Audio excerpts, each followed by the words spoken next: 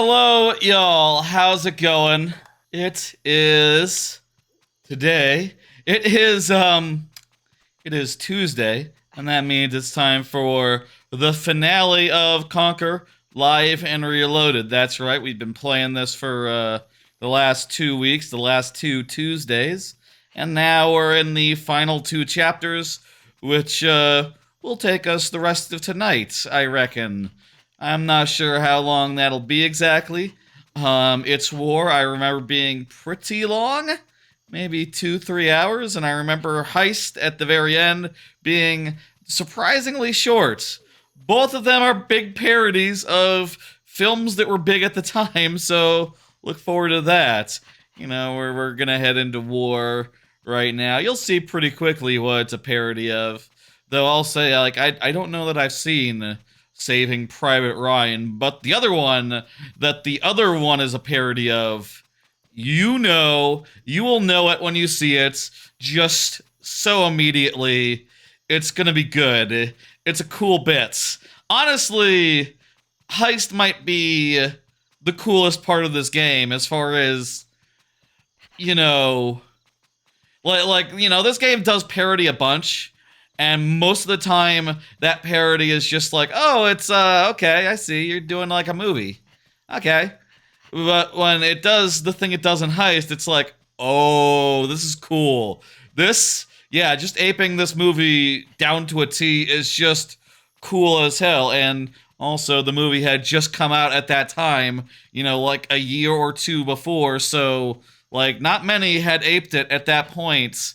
As far as games go, I think. I don't know. Is that true? You'll see. It's a very apeable movie as far as gaming goes. I don't have that much else to say up top. Though I will note, I did switch out the capture card to a new capture card. Doesn't really make a difference when it comes to games that are SD and not in HDR and not with any sort of special frame rate business. But, hey, I'll say, if ever a game wants me to have 120 frames a second now, my capture card should be able to do it without shitting a brick. So that's nice. Whatever.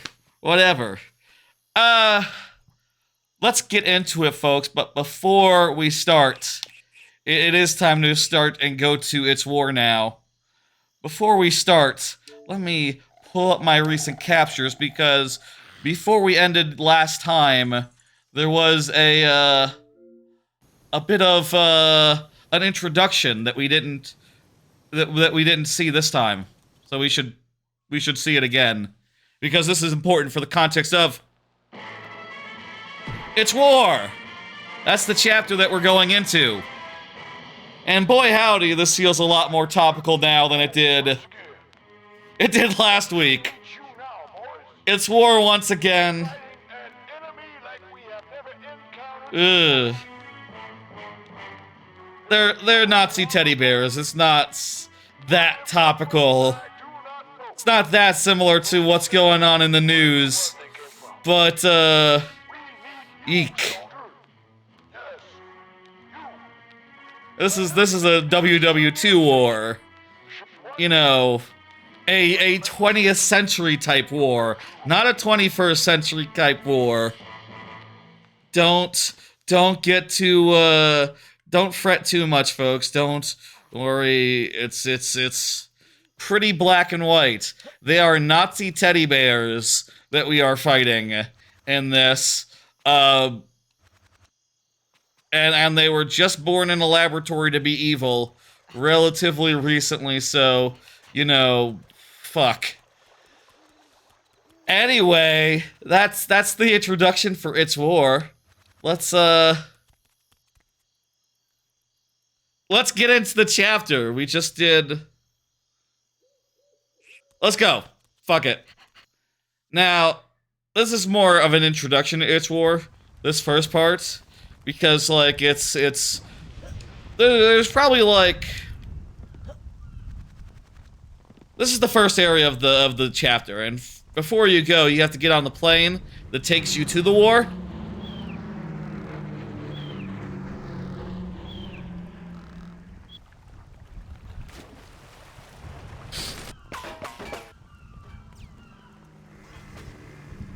before you get on the plane, you gotta do electric eels, I think. Oh no. That's not good. Before you do D-Day, you gotta do some stuff. Boy, he sure is lucky bastards to survive that atrocious atrocity. Come over here now, Sonny. Am I Sonny? That's better. Forward, nice line. Oh, there's only one of you. Right, Sonny. We have a problem. 0830. Boat must arrive at said destination. Yeah. 0825. Oh. 08. Oh, tell you what. That you Sonny look like a resourceful kind of guy. I don't care much for the A-tire, but let's see if you can redeem yourself. Here's the mission. You may accept it as you wish. 1. Clear the way. We have gotta get our men out of here pronto. We just got a war to fight. 2. Clear the way. Oh, that. What are you waiting for, Sonny? Get that dang thing out Yep. there. We got it. See you in the boat. I don't know what I've been told. I don't know what I've been told. Yeah, I don't know. Jam Jars was a better version of a parody of a military man in 2E. Even if, you know, Jam Jars wasn't allowed to curse, and, you know, I guess even in this version, like, that nameless corporal, does he have a name? He isn't allowed to curse either, for what it's worth, so, you know, jot that down. What the fuck? Hey, Naruto Solos, that's right, that is the song of Great Mighty Pooh. They censored a little bit in this version of the game, sadly, but, you know, what are you gonna do? How you doing, Naruto?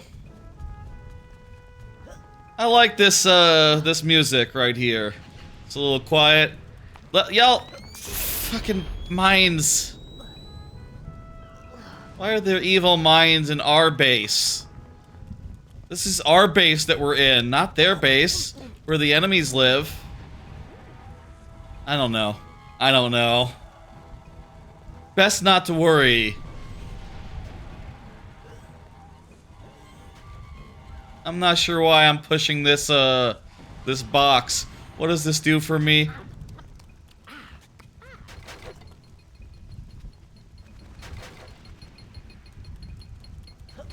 A lot of sentient boxes in Conker. Like a weird amount. Unusually high. This box of army stuff is just going up and down. I suppose at this point they thought, oh crap, we better have some platforming real fast before you go to the meat of its war and do some stuff. Does this not go up while you're standing on it?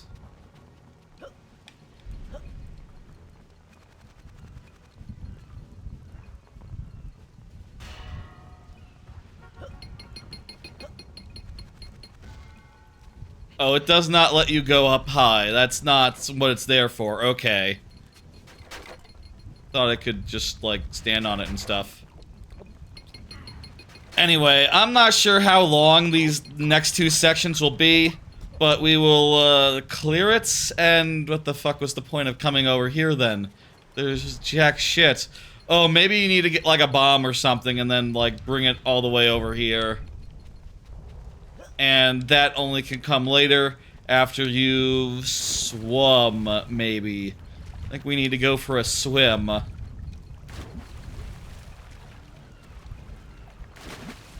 do you dive in this game?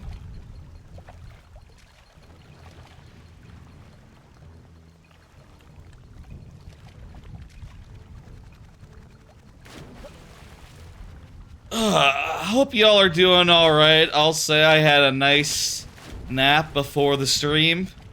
Had a nice nap, so I'm feeling alright. Been pretty damn tired, but also pretty damn like, this is the Xbox version, yes. I'll say, this is part of a bunch of random Rareware playthroughs, and I'll say we will have to play the N64 one eventually.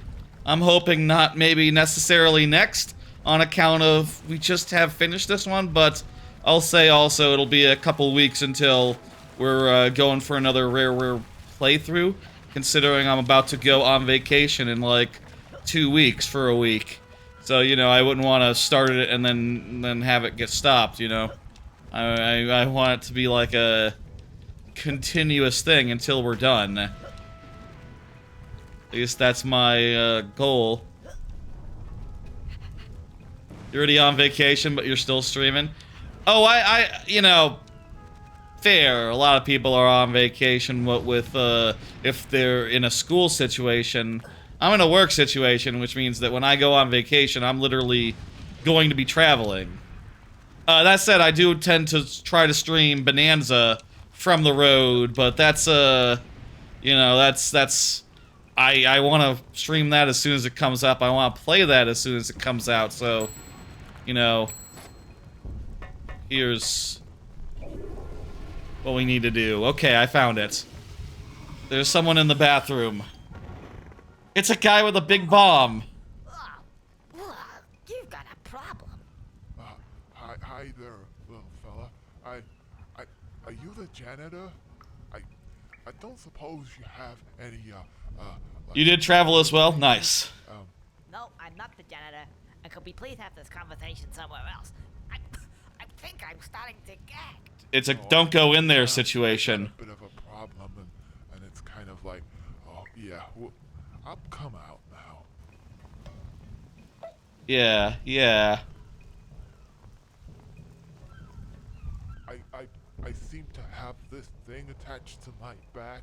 I can't see what it is. Yeah, we get it. Oh, you needn't worry about that. Come on, let's go. Yeah. I'm a little tired. Could you give me a hand? Just get around back there and, you know, give me a hand. No. Well, okay. Really?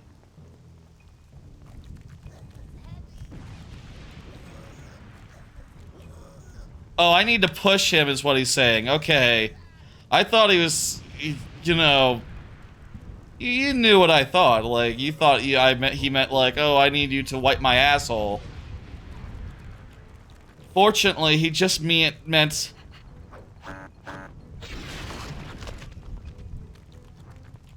Oh, okay. Well, that guy's dead. It doesn't matter if your asshole is clean or not when you died. Did you get to the plot point where you pissed on people? Yes. That has happened. Is it the same guy or is this a new guy? How does this work? Is this guy a squirrel? If he's a squirrel, he has multiple lives. Oh, another one. Hi. What do you mean? I don't suppose... Yeah, I know. Toilet paper. Come on, out. Let's go, buddy. We got places to be. With your friend, I didn't understand how to prevent him from dying, but now I think you should be good. Watch. Yep, see, there you go. You're not dead. Just realized the toilet paper was sticking up when he got off the toilet. That means it was up his... Yeah. I mean, wait, there was toilet paper? Thought the whole plot point... Fuck off! Come on. Boxes. Goddamn boxes. Plunger, toilet plunger. Sorry, I'm was just looking ahead of me.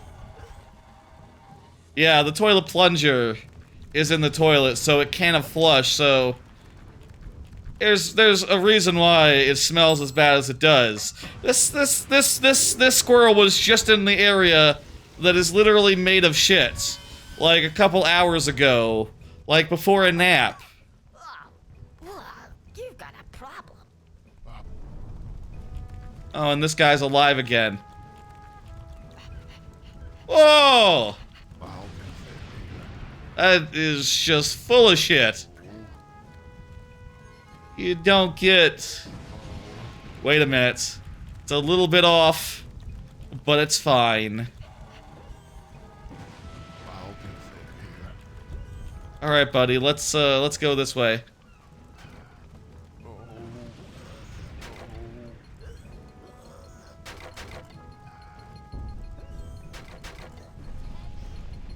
Carefully. Oh, he's going to the side.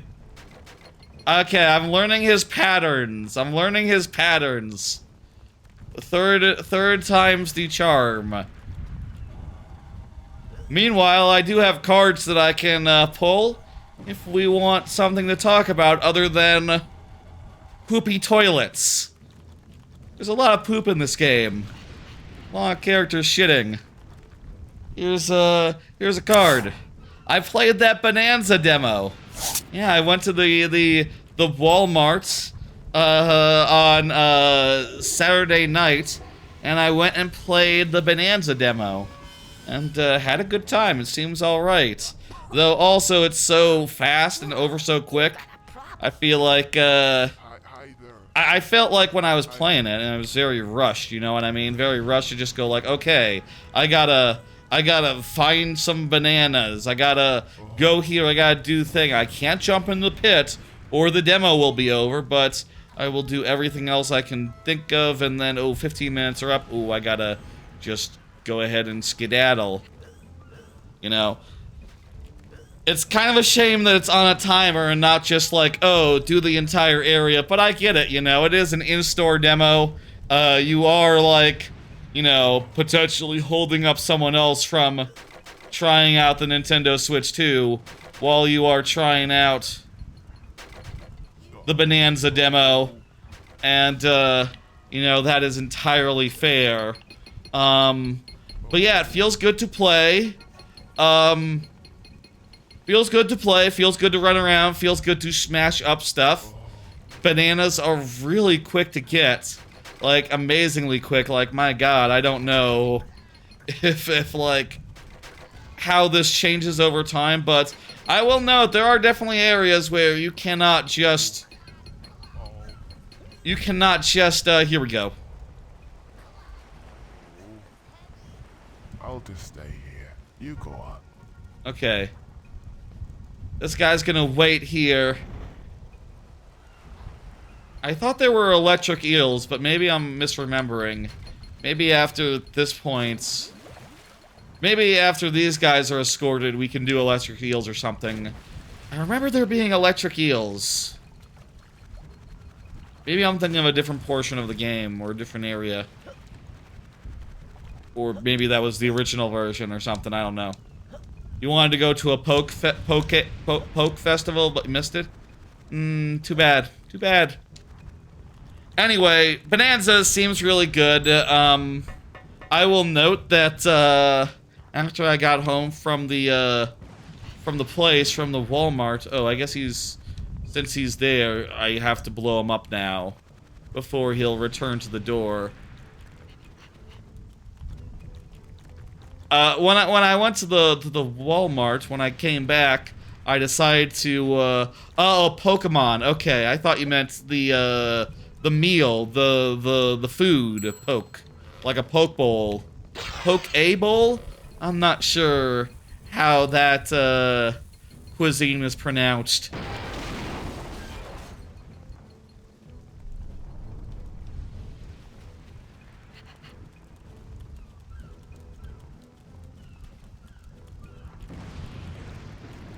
Gotcha.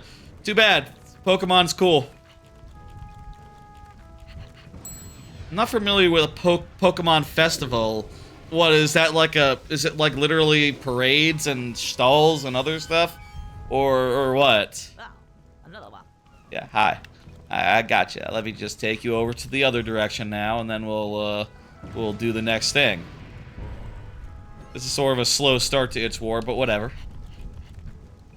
It's a flea market filled with Pokemon and other anime type stuff. Gotcha. That's like a Pokemon store, but outside, kinda. I gotcha. That's cool. Anyway, oh fuck, right, there's mines. I forgot about the mines. We just gamed over, didn't we? Is the... Are we still good? Is the first one still delivered? Tell me the first one's still delivered.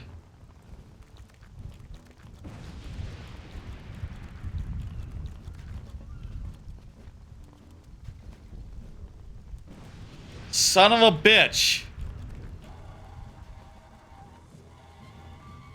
Ah, it's not delivered anymore.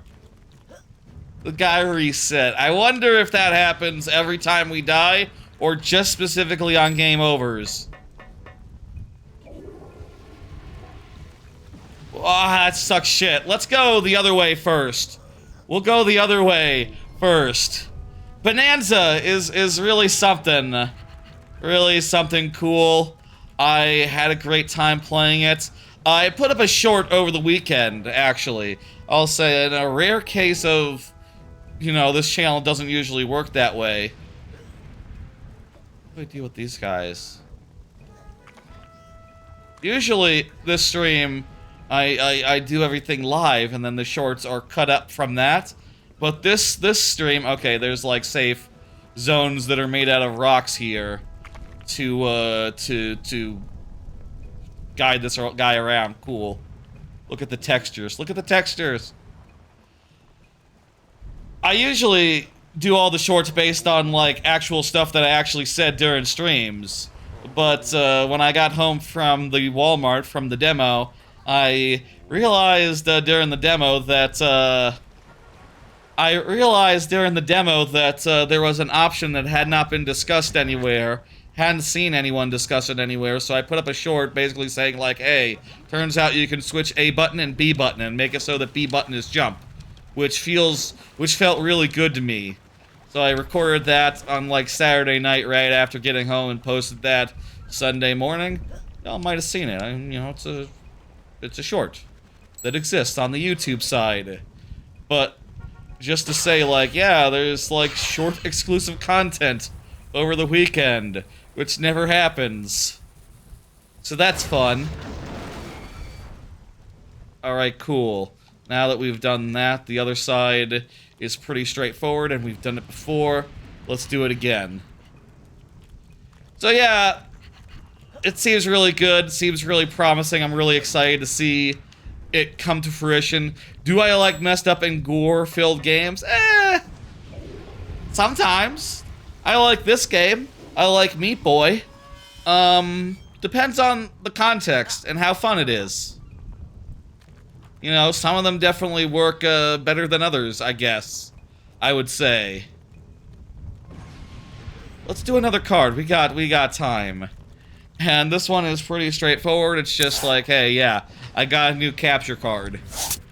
Went and upgraded my capture card because I was kind of getting some technical issues with the Switch 2 with my old one, the HD60S Plus. It had like a unacceptably long startup time, like the signal, the handshake took too long to come through. The Switch was literally going to sleep before it appeared on the TV, which was annoying. And with the new one, that's not a problem anymore. I got a 4KX, the top line Elgato that they have, which can now capture in 4K, but you know, you can't stream in 4K yet, so that's not really a it's not really a thing that I'm going to do yet. The other thing that I noodled around with the new capture card, two things. First off, switching previously with the previous capture card, switching inputs was weird. Whenever you switched inputs, it would freeze up, the image would freeze up, and as a result, you'd have to like turn it off and on again to reset the capture. Reset the capture card, which I got used to and was able to do. With the new one, it just works. It just finds the new signal and doesn't like eat shit when you use your switcher to switch from Xbox to Switch, let's say. So that's really nice. really just, you know, previously they would say, like, oh, we recommend multiple capture cards for your multiple devices. That's how we would recommend handling a switcher situation, which, A, is ridiculous, B, I could have totally done if, like, this hadn't worked. You should try the Faith Unholy Trinity, it's a real fun. Never heard of that. Not really a big horror person, I would say. That's just like a genre that I don't play that much. I need to... I started Resident Evil 2 a while ago. That's a game I should probably just play all of because it's pretty good. It was, you know, I was enjoying it. What the fuck? There, we cleared the way. Anyway, capture card is working. What's the... Was that a... Oh, that wasn't a light bulb. That was just a light. Thought that was a, context-sensitive thing for a second. There was no ding, so... I guess, you know, why would it be? One last thing to note about capture cards. I was noodling around trying to get HDR to work right. Apparently, these capture cards are supposed to have, like, a HDR tone mapping thing built in. And I'll say, like, with the tone mapping on, it took me, like, a couple hours to figure out how to turn it on. They put it in a secret menu, and it was off by default, so I don't know what the fuck was up with that. But with it on, it looks pretty good. Like, actually, the HDR is on the TV, and Mario Maker looks the same as it did. The menus look mostly the same as they did. And the only thing that's different a little bit is Mario Kart, which looks a little bit worse in some situations where, like, oh, the clouds are so bright, it just comes out as white when HDR is on, even with the tone mapping. Ah, fuck. Which, bit unfortunate. I'm thinking about whether I could turn on HDR, and if I can get that working, that might be nice for me.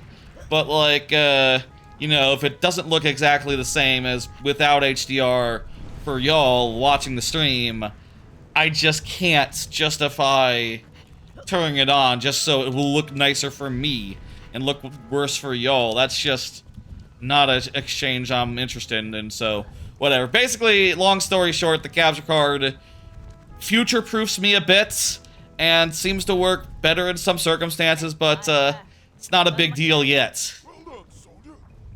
What the hell's that?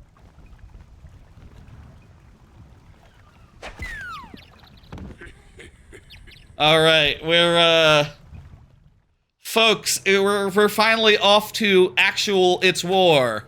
The first part was just sort of a prelude, you know, just sort of like, oh, push these guys around. Now, Somebody hit me on the head. we've been drafted. We're in a, you know, a D-Day situation. We're in some U-boats, and we're about to save... Would somebody mind telling me what Was going on D-Day here? in Saving Private Ryan, or is it just, like, generally famous in general? This whole part is basically a parody of Saving Private Ryan, which I don't remember if I've actually seen, honestly. Nice knowing you, I think I saw it like 20 years ago, you know, when I was a teenager, and I don't think I was super duper into it, so, you know, whatever. Please behold the horrors of war. Yeah, Conker is right to be concerned. Oh, fuck.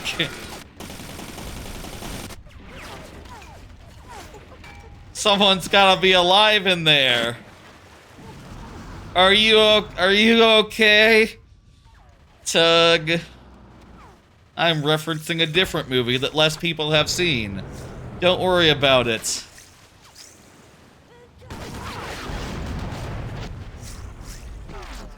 This is Saving Private Ryan, right? This is like, this sequence is what happened historically, but also specifically Saving Private Ryan is the one that had it like this horrible and bloody and stuff.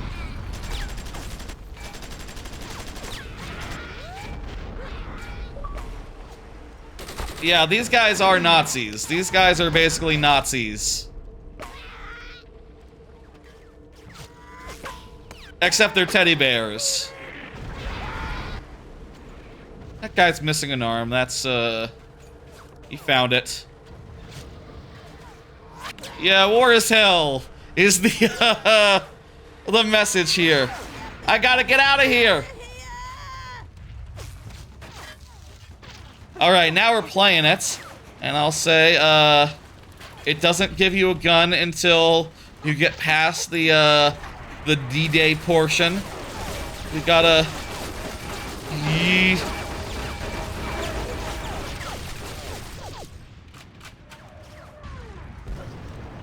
We gotta run from cover to cover and hope for the best. This reminds you of Battle Royale movies? The movie Battle Royale? I mean, that is also a bit of horrific violence, isn't it? But it is very much one side versus another side.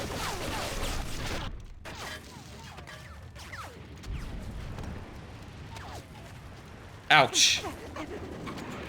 We have lives, but we can continue if we game over, so don't worry. I guess we should wait until the bullets stop. How's the volume, by the way?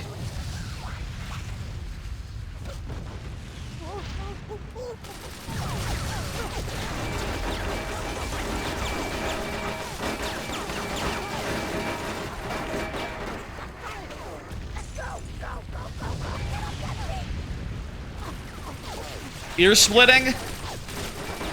Let me. How am I louder? Is the question. Much louder. Much louder. I think I'm good. It's definitely louder than it normally is. But you can still hear me 100%. Ah, there's just no. Fuck. Gotta be more careful. Don't worry, this beach is like the worst part as far as like, yeah, no, you just gotta try not to die. Pretty soon here, we'll be shooting guys and we'll be sort of a shooter.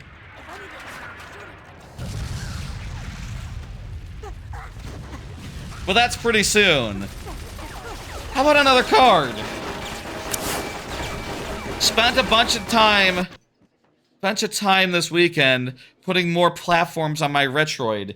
That's right. For once, I don't have my Retroid on hand, by the way, but Retroid is a retro pocket handheld, and this weekend I spent some time trying to get some more emulators working on it. Specifically, the Vita Android emulator, which exists. Spent like basically an entire night. From like midnight to noon, you know, getting backups of as many Vita games as I had legal access to, getting them like formatted and set up correctly, and also configuring the thing itself, getting things like all sorted out, installed on the actual device. I realized midway that, like, oh, it's installing them on the local memory, in which there's not enough memory to actually install that many things, so I need to shift them over to the SD card, so that was a process. Hey, we did it. Where's the rest of them? I think I'm it. This is it. I think, yeah, I'm the only one. Not enough. It's not enough. What's going on here? It's war. Everywhere. This is the last assault. It's not looking good. Teddies. I hate these guys. Get your head down. This is crazy. We've been locked down here for the last 10 hours.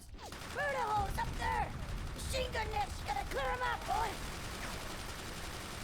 What was that you think? Oh no, he's dead.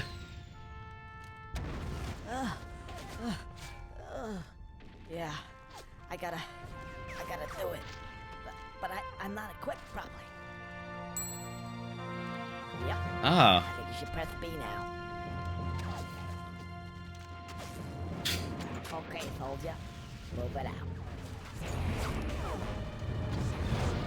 It's a weirdly, dramatic, context-sensitive, bit there. Reveal of the context-sensitive light bulb to get you a gun. That moment's pretty good. I like that moment a lot. They build up to the light bulb. Oh, I'm dead. They build up to the light bulb nicely. Okay, soldier. Move it out. Yeah, it's a good idea to pull out a gun. Gotta say. And now we can shoot these guys.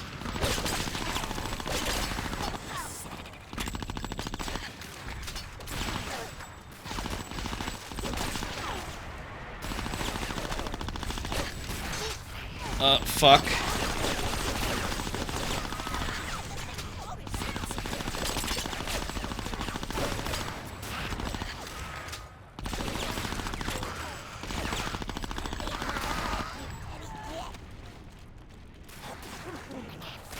Oh boy. I'll say I think the shooting in Spooky was better. The shooting in Spooky was definitely better than the shooting here. The first person shooting here. But regardless, it is nice that it's twin stick shooting rather than on the original. Ah!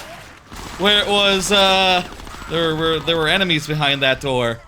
In the original, it was you know, N64 style, not as good. This is definitely an improvement, though not exactly as good as modern games, I'll say. You know, there's no left trigger function, for instance. They didn't have that at this time, in 2004, 2005, whenever this remake came out. You download your games legally? Yeah. No, I back them up legally, as you do. That's the legal way that you do that. Yes, of course.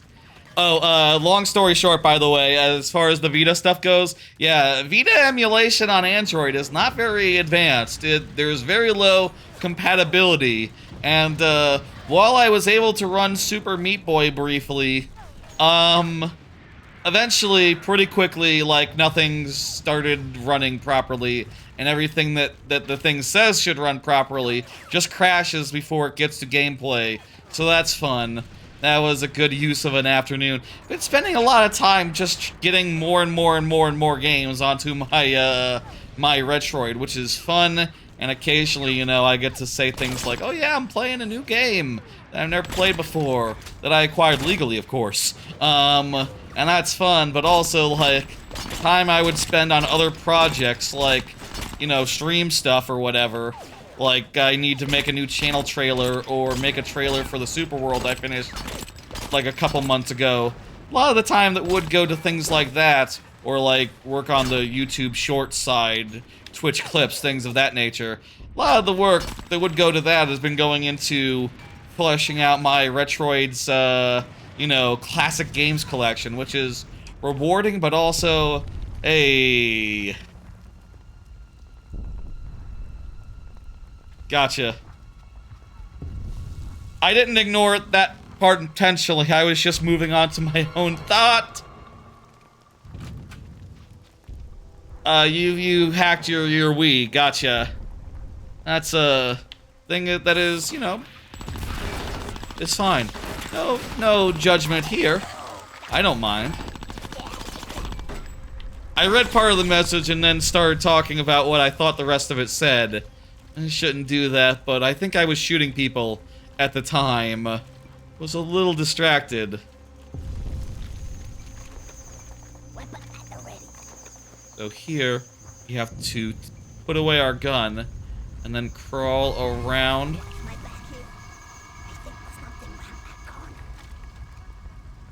Get out the gun. You know, I'll say, I think this game has, like, a cool angle to it, you know?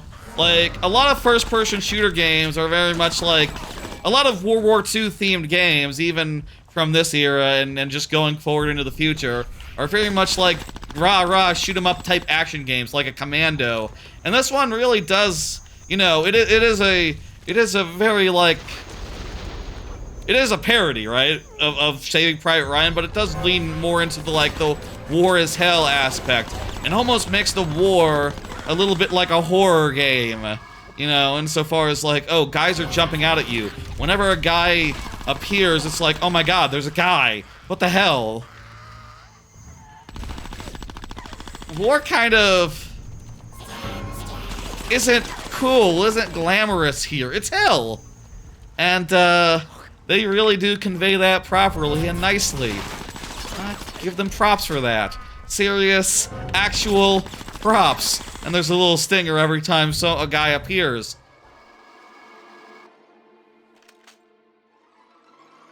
What's going on? R. Kelly? I don't know who starred in Saving Private Ryan. Did Saving Private Ryan have, like, robots, mines that chased you? I don't think that was in Saving Private Ryan. I'm pretty sure that's out of a different movie, to be clear. But still a very horror-y movie. Ow.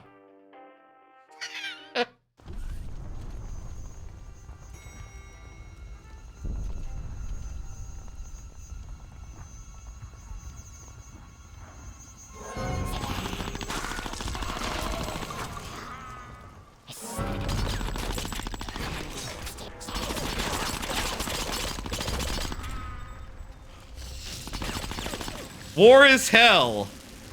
Yeah, I know R. Kelly got arrested or something. You know, or honestly, I don't know that much about R. Kelly, honestly, but I am aware that, like, it's a controversial name. I don't know. Was he an actor? I don't know much about him. I thought he was a rapper or something. Not an actor. Was he an actor? I think he was a singer. Yeah. So what does R. Kelly have to do with war then? I don't know. I'm not going to worry about it.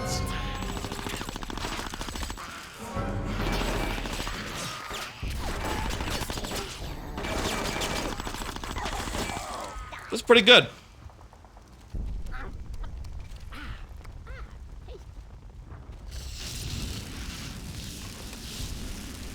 I'm gonna put away my gun for this portion because I think I need to, hover.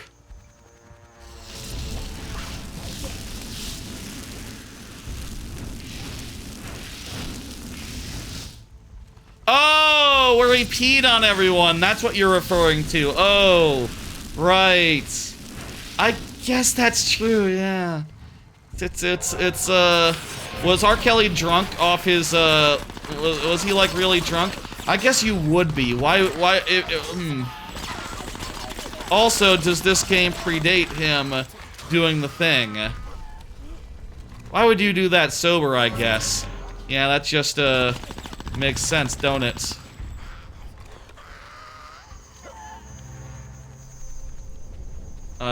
This looks tricky. Yep. Okay. We died.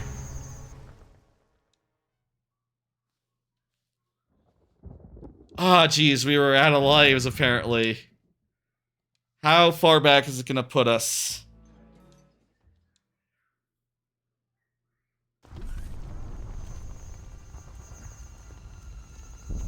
The elevator, okay.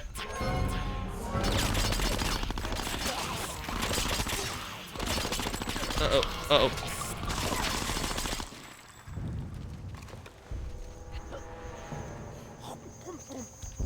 Gotta be careful, but hey, let's do another card here. I started Shadow of the Colossus, one game that I have now on my, queue's closed, by the way, and not even active. Naruto. for Mario Maker. One game I have on my Retroid, and one of the most notable ones I popped into this week, is Shadow of the Colossus, which is a very famous game that I've never played before. If you don't know it, it is a game where you climb up on big old beasts. Big old beastie boys. Warp World is only active when the UI is on screen, if you're wondering. So even if I forgot to turn it off, which the queue is always closed at the end of the stream, it wouldn't work, even if it was open.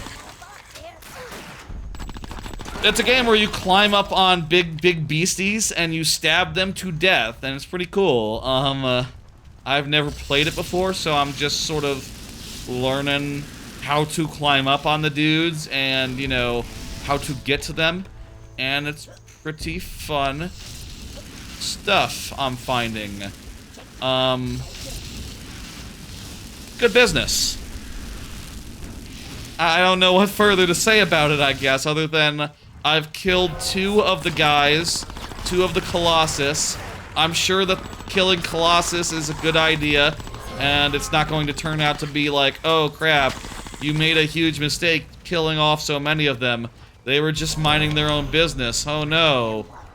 But it's something to do with a princess and stuff, and that's pretty fun. Is there an HD version? I'm playing the original, so, you know, hey. Oh, this is a bit different. One of those guys. Ugh, little teddies. Really? That's incredible. I mean, what if you were to give this game to, say, 20 intelligent people? I mean, what would that do? Let's face it, what would it do? Really? That's interesting. What the f***? It's that bloody squirrel. Quick, into character!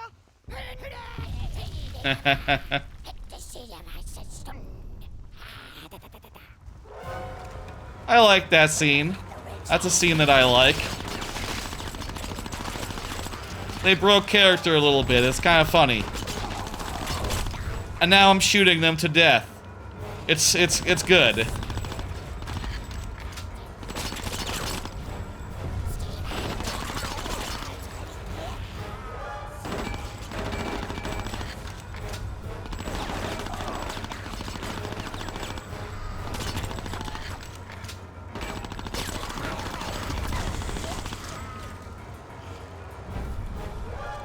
This is fun. Hey.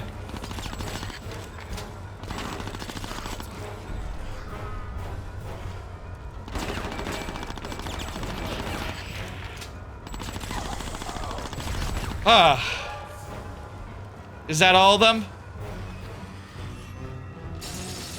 What? There's like Right. These teddies are like creations. They are like created in a lab, so I guess it makes sense they would create more of them themselves that way. Oh, that's annoying. Tell me it's just the big dude left. Okay, yeah, it's just the big dude left.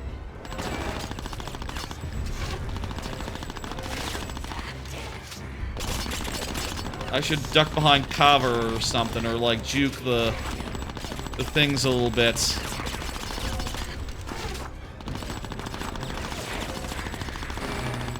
Or engage at a distance, perhaps. I think we got him.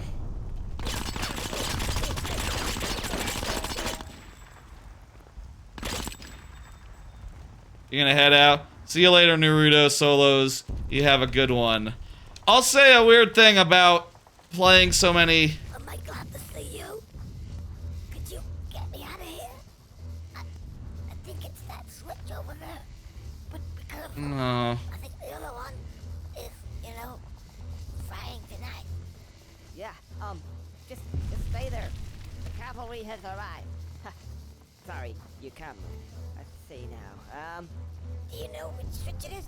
Yeah, it's written on it. Yeah. Yeah. Meanie. Definitely. Okay.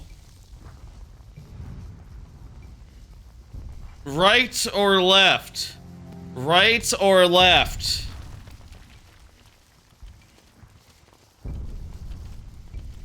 Right. Nope. That wasn't right. It was left. Yeah, probably should have undone the wrist straps. That would have done it. Rather than pulling any sort of switch. You okay, buddy?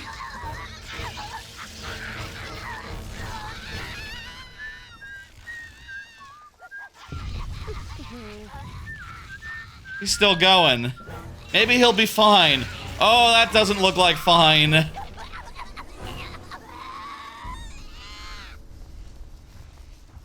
Oh, hang on a second. I think it's this one, actually. Okay.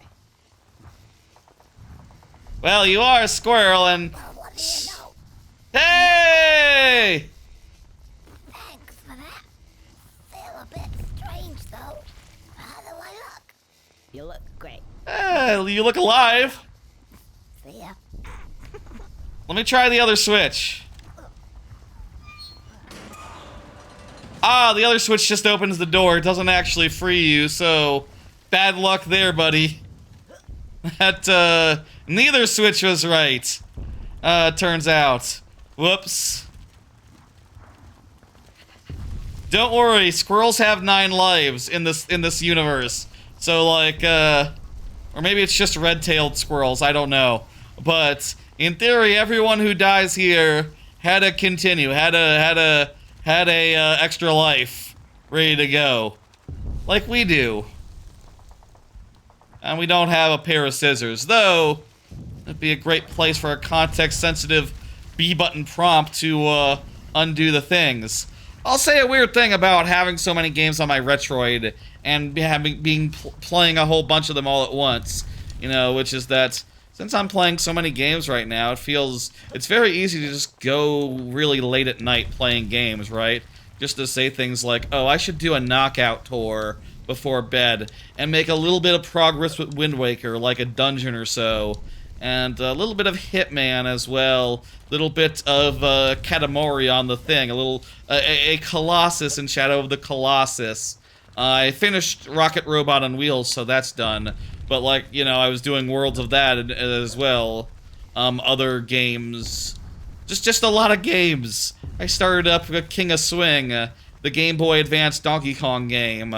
And, you know, I guess that, too, I can just pop into and just end up with me just, you know, ends up with me playing a lot of games every night, and that means that it's very easy to just go, like, to 3 a.m. and be like, well, I should probably play a little bit more before I go to sleep.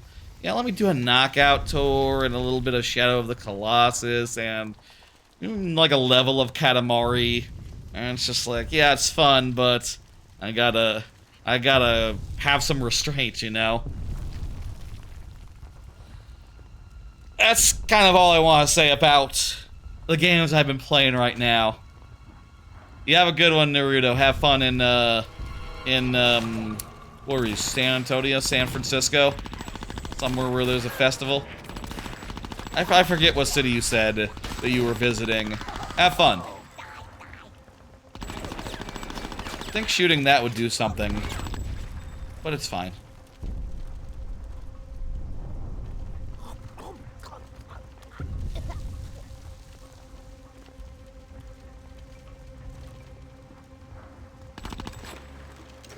Oh boy, it's a turret.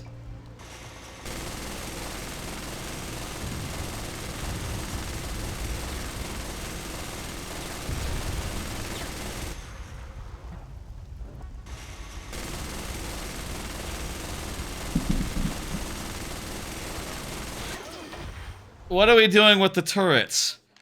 Oh, 1 second. Let me go replace these batteries real fast, and then I'll come back. Let me throw to a break while I do so. Alright, I'm back. Controller batteries are replaced. All nice and good.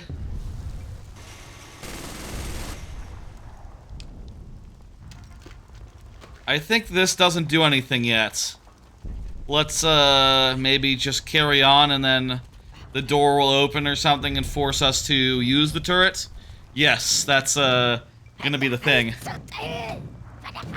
Fana. Yeah, I got an idea as well. There are Nazi bears coming, so I'm going to jump in this here turret and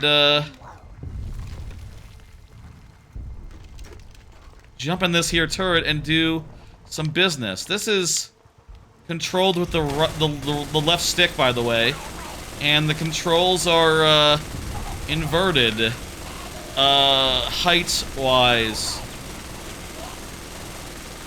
The rest of this game is pretty good as far as like the up-down controls are normal style, as are the, you know, it's all normal by a modern context. The first-person controls, but this is a little bit weird. It's fine though.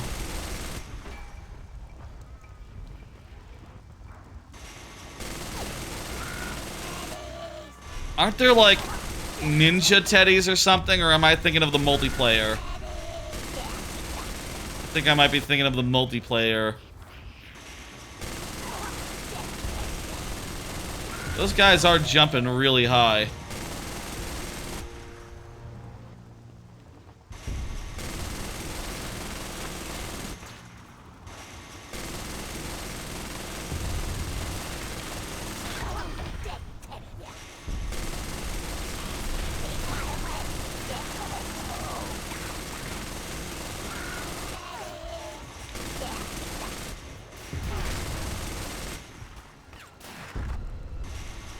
I'll say I'm basically, as far as games go, playing most of the same games as I was before.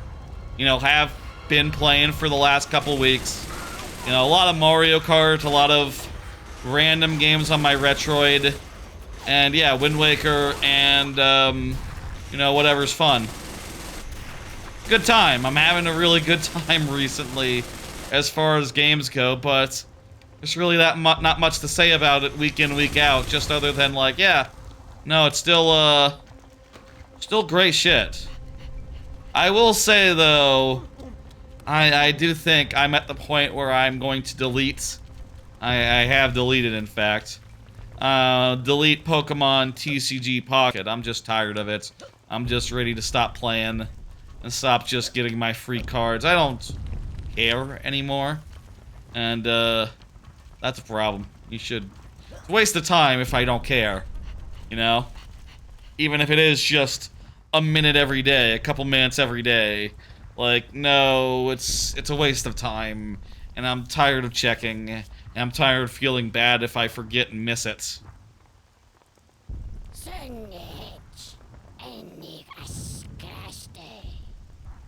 Could you untie me and just let me go? Nah.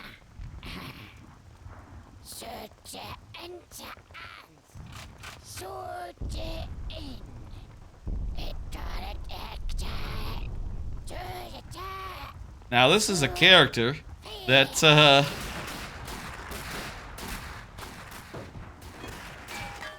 this character will continue to appear. This guy is like the one squirrel smart enough to bring body armor. And also he can't die as a result. It's cool. That guy has grenades.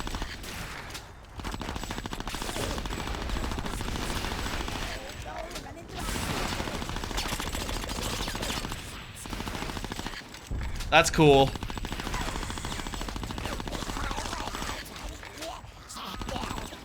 Those are some pretty tough teddies. What is this guy's name? Hey, fella, come on. This is not the place we want to be hanging around. Other than the corporal guy, this is the one person who has a name. Great. Thanks for that. Conker? What? Oh, hey, it's Rodent, isn't it? How you doing? Oh, not too Rodent is this character's name. wanted to kill me. Ah, well, it didn't now.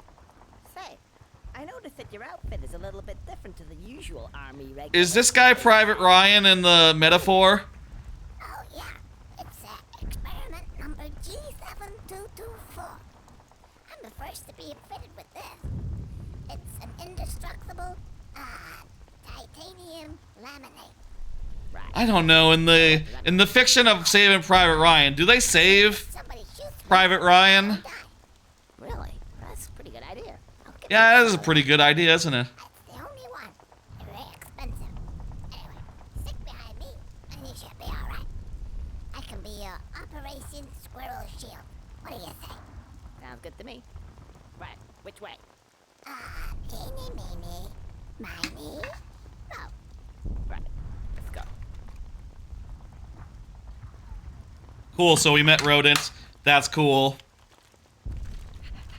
Let's do some more war. Yeah, we can only really go one way, so, let's go that one way. Towards the big T. Which, yeah, that does look like a little bit of a swastika, but it's a T because it's the teddies. That up there. Oh, it's also the teddies, so it's sort of a Z. Ah, there you go. There's a little bit of thought put into the fake Nazi logo that they went with. Go on then. Probably just a little bit of thought. T and a Z combined into one. I get it.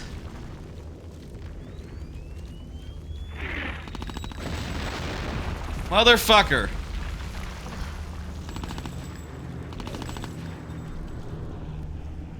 Should I be following? Should I be following Rodent? Where is Rodent? Rodent, I'm pretty sure you're supposed to be... Oh, God. Did I get turned around? What's going on? Where's my friend?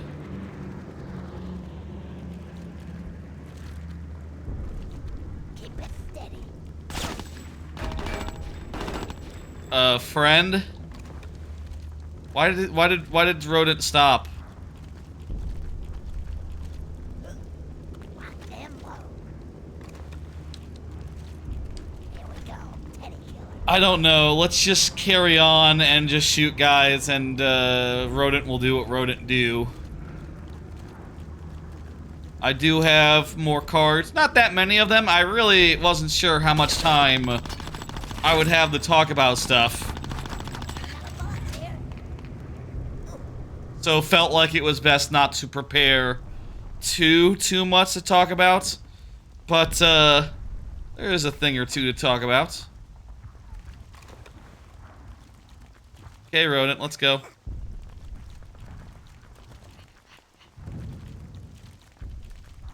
Weapon at the ready.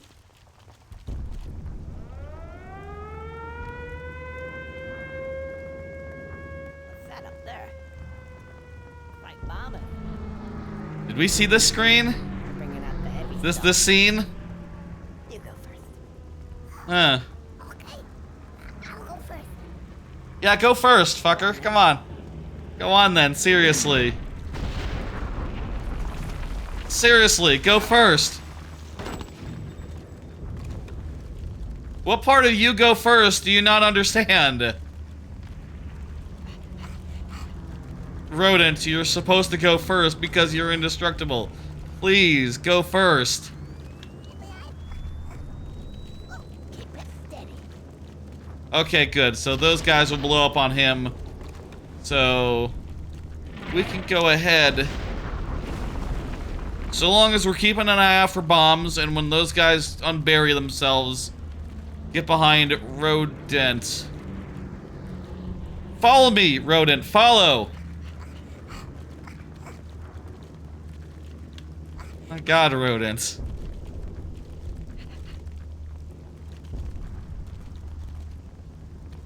Please just follow.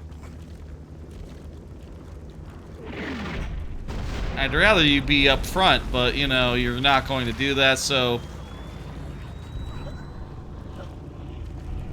What am I to do? Okay, have another card. Do another card. That was the wrong button. On the wrong thing on my stream deck. I'll see that we're like in an actual war? Ah, fuck. Or maybe not. I don't know. It seems very unpopular as wars go, and it seems like the president, as a result, is trying to like be like, no, seriously, we're in a ceasefire. Ceasefire. I call a ceasefire. I don't know, but it seems like over the weekend there was an attempt to start a war with Iran, and that sucks. It is generally very, very unpopular. I think I saw a poll that said like, yeah, 85% of people, Americans, oppose it, and only 5% support it, so, like, yeah, no, that's less popular than, you know, I saw a stat that said, like, yeah, it's less popular than the bubonic plague. Like, the bubonic plague beats it in the polls, which, how does that happen? It looks like for once that might play a factor, you know, instead of just escalation. And, you know, obviously, over the weekend there were some bombings that definitely looked like they were going to escalate it. But apparently, like, America is pushing for ceasefire. And, honestly, like, you know, this is like a case of worst person saying the right thing once. Israel did not obey the ceasefire, and Trump sort of said some shit about them, like, you know, like, oh, like, they shouldn't have done that. They just broke my fucking ceasefire the instant I declared it, which is what Israel always does, but this time is different because, I mean, whether it's different or not, people are paying attention, and as a result, Trump is pissed, and that's just makes you go like, well, you know, yeah. If he can stop there being war in Israel, if he could put a muzzle on Israel, that would be ideal, but, fuck knows, right? Like, I do not want to... World War III sounds very bad right now. I just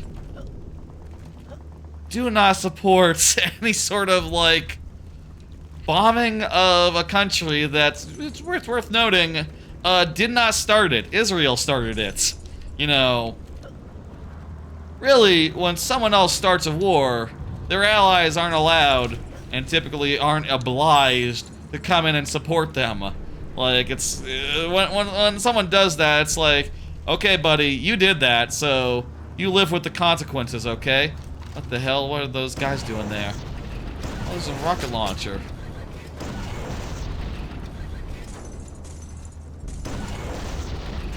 Cool. Use this to open the door. Anyway, real war is obviously... Feels really weird, the fact that this, you know, whole thing blew up right before going into a chapter called It's War. But, you know, with the way that fucking the Trump administration works, you know, I guess it's no surprise by the time the actual stream happened, he was, you know, reeling the fuck back and, you know, trying to undo war. Like, oops, I almost started a war. Sorry, didn't mean to do it, trying to take it back. That's the impression I get from Trump, you know, which is very much in line with that apparent meme that people have been saying, like, Trump always chickens out. Like, clearly, you know, at first people saw this and were like, okay, he's not chickening out this time. But then immediately he was like, sorry, ceasefire, peace, we're at peace, please. It's like, oh no, he's trying to take it back. He you know, started with the bombs that would, you know, make it so that it was impossible to, like, chicken out. But then immediately, his next response is like, okay, I'm done. We're done with this. Everyone hates it. And it doesn't seem like it's partisan hate. Like, no, just everyone hates it. 5%, yeah, not... Even 5% of people... The tariffs are probably more popular than war in Iran, regime change in Iran. And he very much was quick to go like, no, it's not regime change, it's just, I don't know. Israel, what are you doing there? And Israel will probably say, like, hey, you know, we're looking for more territory, as we do. We would like to take over their oil fields and, you know, rule over the Middle East with an iron fist. And it's like, okay, well, that's... Stop talking about that, seriously. This Greater Israel shit doesn't look good. Doesn't sound good. Fuck, goes without saying. At least there's no teddies in here. Fuck Israel, and, you know, they're the aggressors here, and they always have been. 22 as well. I haven't got one of them yet. What do you mean got one? Hey, where you going? Cool tank. Class 22. We drive a tank? I forgot about driving a tank. I'm gonna look inside. Okay. What do you like? I've always wanted to be in a class 22. And here I am. Israel out there picking a fight with the entire Middle East, and, you know, they have been doing that for the last 80 years, and fuck knows if, like... Oh, cool, hey, a tank. Fuck knows that, you know, it sucks. I don't like to see them doing their business and getting away with it, as they always have done. I don't know. I don't know. Anyway... Fortunately, it looks like this shit is going away, and maybe by this time next week it'll be like, oh, remember how World War III was almost started? No? Yeah, that's right, because it was barely a thing. It was very brief, and over before you knew it. We need to go inside and do a thing in this toxic facility.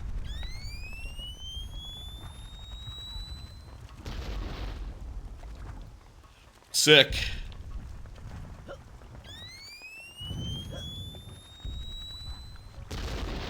Anyway, I kind of felt it would be weird not to discuss, like... I felt it would be weird if I didn't, like, mention that there was an actual war going on. You know, like, if people were kind of scared a little bit when this started and saying things like, you know, I saw a meme that went like, quote-unquote, Hopefully that'll open the door on the Gen outside. X, So far, it's and done. I think it's one of those let's leg it moments. Gen X and stuff didn't have a moment of radicalization like the way that millennials did with the Iraq War. And boy, it'd be nice if the other gens could be radicalized the same way we were. And I saw like a skeet to that effect with like a monkey's paw as like the image, and like, yeah, you know, like this thing could have the effect of turning younger generations finally in a more leftward direction. But also it seems like such a flash in the fucking pan, because like at the end of the day, I really don't think Trump gives a shit about the Middle East, you know. Like, a lot of fucking weirdo right-wing and even centrist politicians, they love Israel, and they'll like have been saying for the last 20 fucking years, like, oh, we gotta go take care of Iran. We gotta have war in Iran. I remember, like, when, like, fuck, it was like 2012 or some shit, when that talk fucking started, and you just heard people say that and go like, are you fucking insane? Are you fucking insane? War in Iran? No, we're not doing that. And sure enough, we didn't do that, and it was fine. No big deal. Uh-oh. Pfft.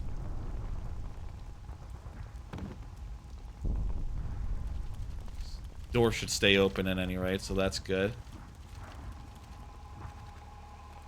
People have been wanting... politicians, warhawks, of every stripe have been advocating for war in Iran for years and years. No one wants it. It's terrible. No one is the least bit interested, and I hope that, like, that fucking matters for something for once. And at the very least, Trump is a coward, so, like, he is backing the fuck off it, like, as fast as humanly possible. If only he backed off tariffs this quickly, you know, the world would be a better place right now. And electronics would be cheaper. Okay, it looks like I don't shoot that thing.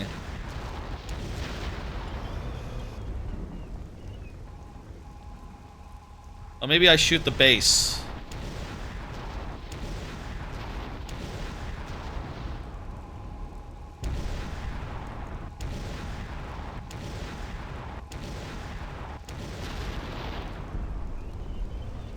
What do I shoot here?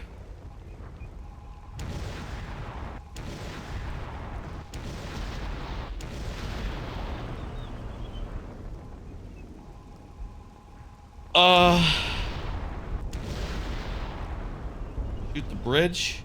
Do I get out? I can jump across. Maybe this is a case where you jump across and then you shoot guys over here. These guys come out like zombies.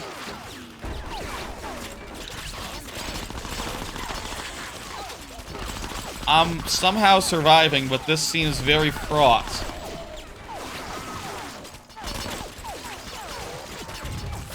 Like, is this really what I'm supposed to do?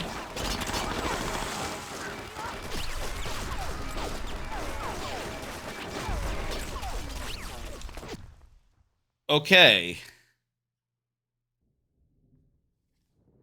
I died, so yeah. Let's talk about something a little less serious. Let's leave the politics for now. We'll see what happens as time marches on. As, you know, as always with, this sort of shit. You know, I can only hope this isn't like the new Iraq War. No one wants an Iraq War. We all remember the Iraq War, and what's more, we all remember what happened after it. Nothing good. Nothing good happened after the Iraq War. It was for fucking nothing. All we did is destabilize a whole region, and then, like, the instant we backed out, it got taken over by, like, people that are, you know, much more, like, militant than the people we kicked out.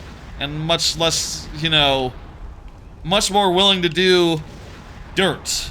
You know, it was not an upgrade. I still don't see what I'm supposed to do.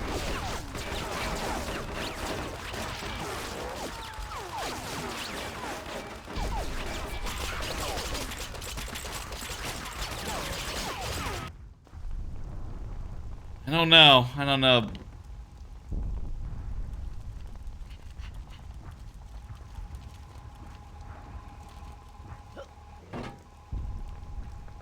Let's do another card. Finished a lot of anime this week. We will save most of that for Friday. That's right. I spent a lot of time this weekend, as I do every weekend, watching anime, but, you know, since it's the end of the season, I spent a lot of that time finishing a lot of anime. And, while I do have thoughts, I am saving those thoughts until, what's the word? Sometime in the future. Friday, specifically. We'll check back on Friday, and I'll have cards prepared and little things to explain, like, oh, here's what I thought of this show. Here's what I thought of this show, etc. Don't have that quite yet.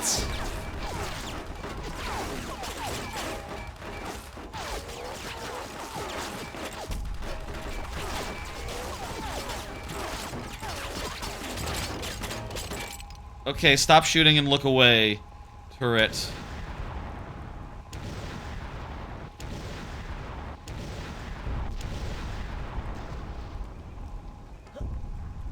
What about now? It's looking away. Can I do anything over there on this side?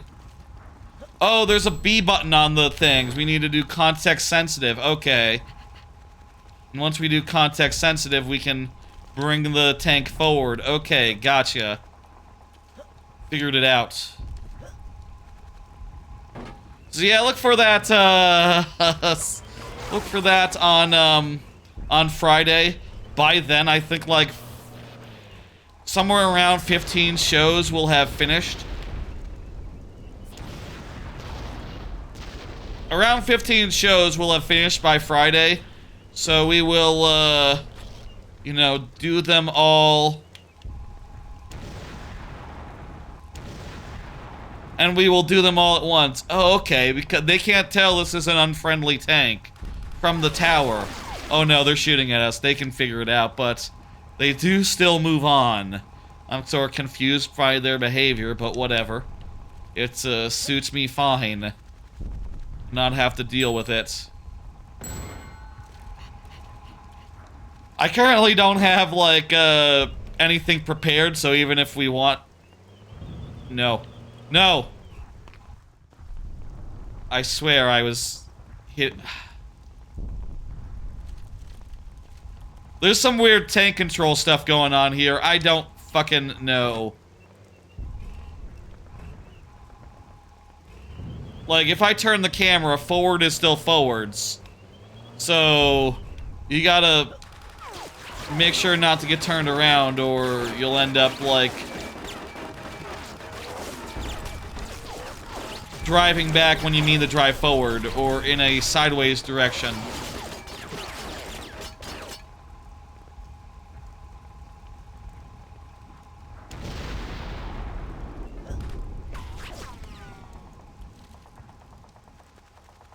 Please fuck up, turret. Fuck off, turret. I do, however, have 2 anime cards ready to go. I figured I would, I would prepare 2 that sort of, you know, covered maybe the most important, quote-unquote, shows. The ones I kind of want to talk about, the most of the, maybe like half dozen, maybe like somewhere between 6 and 8 that I finished.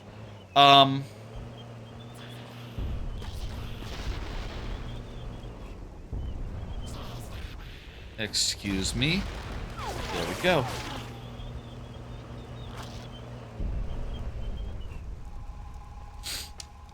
Just as soon as I get this bridge... No!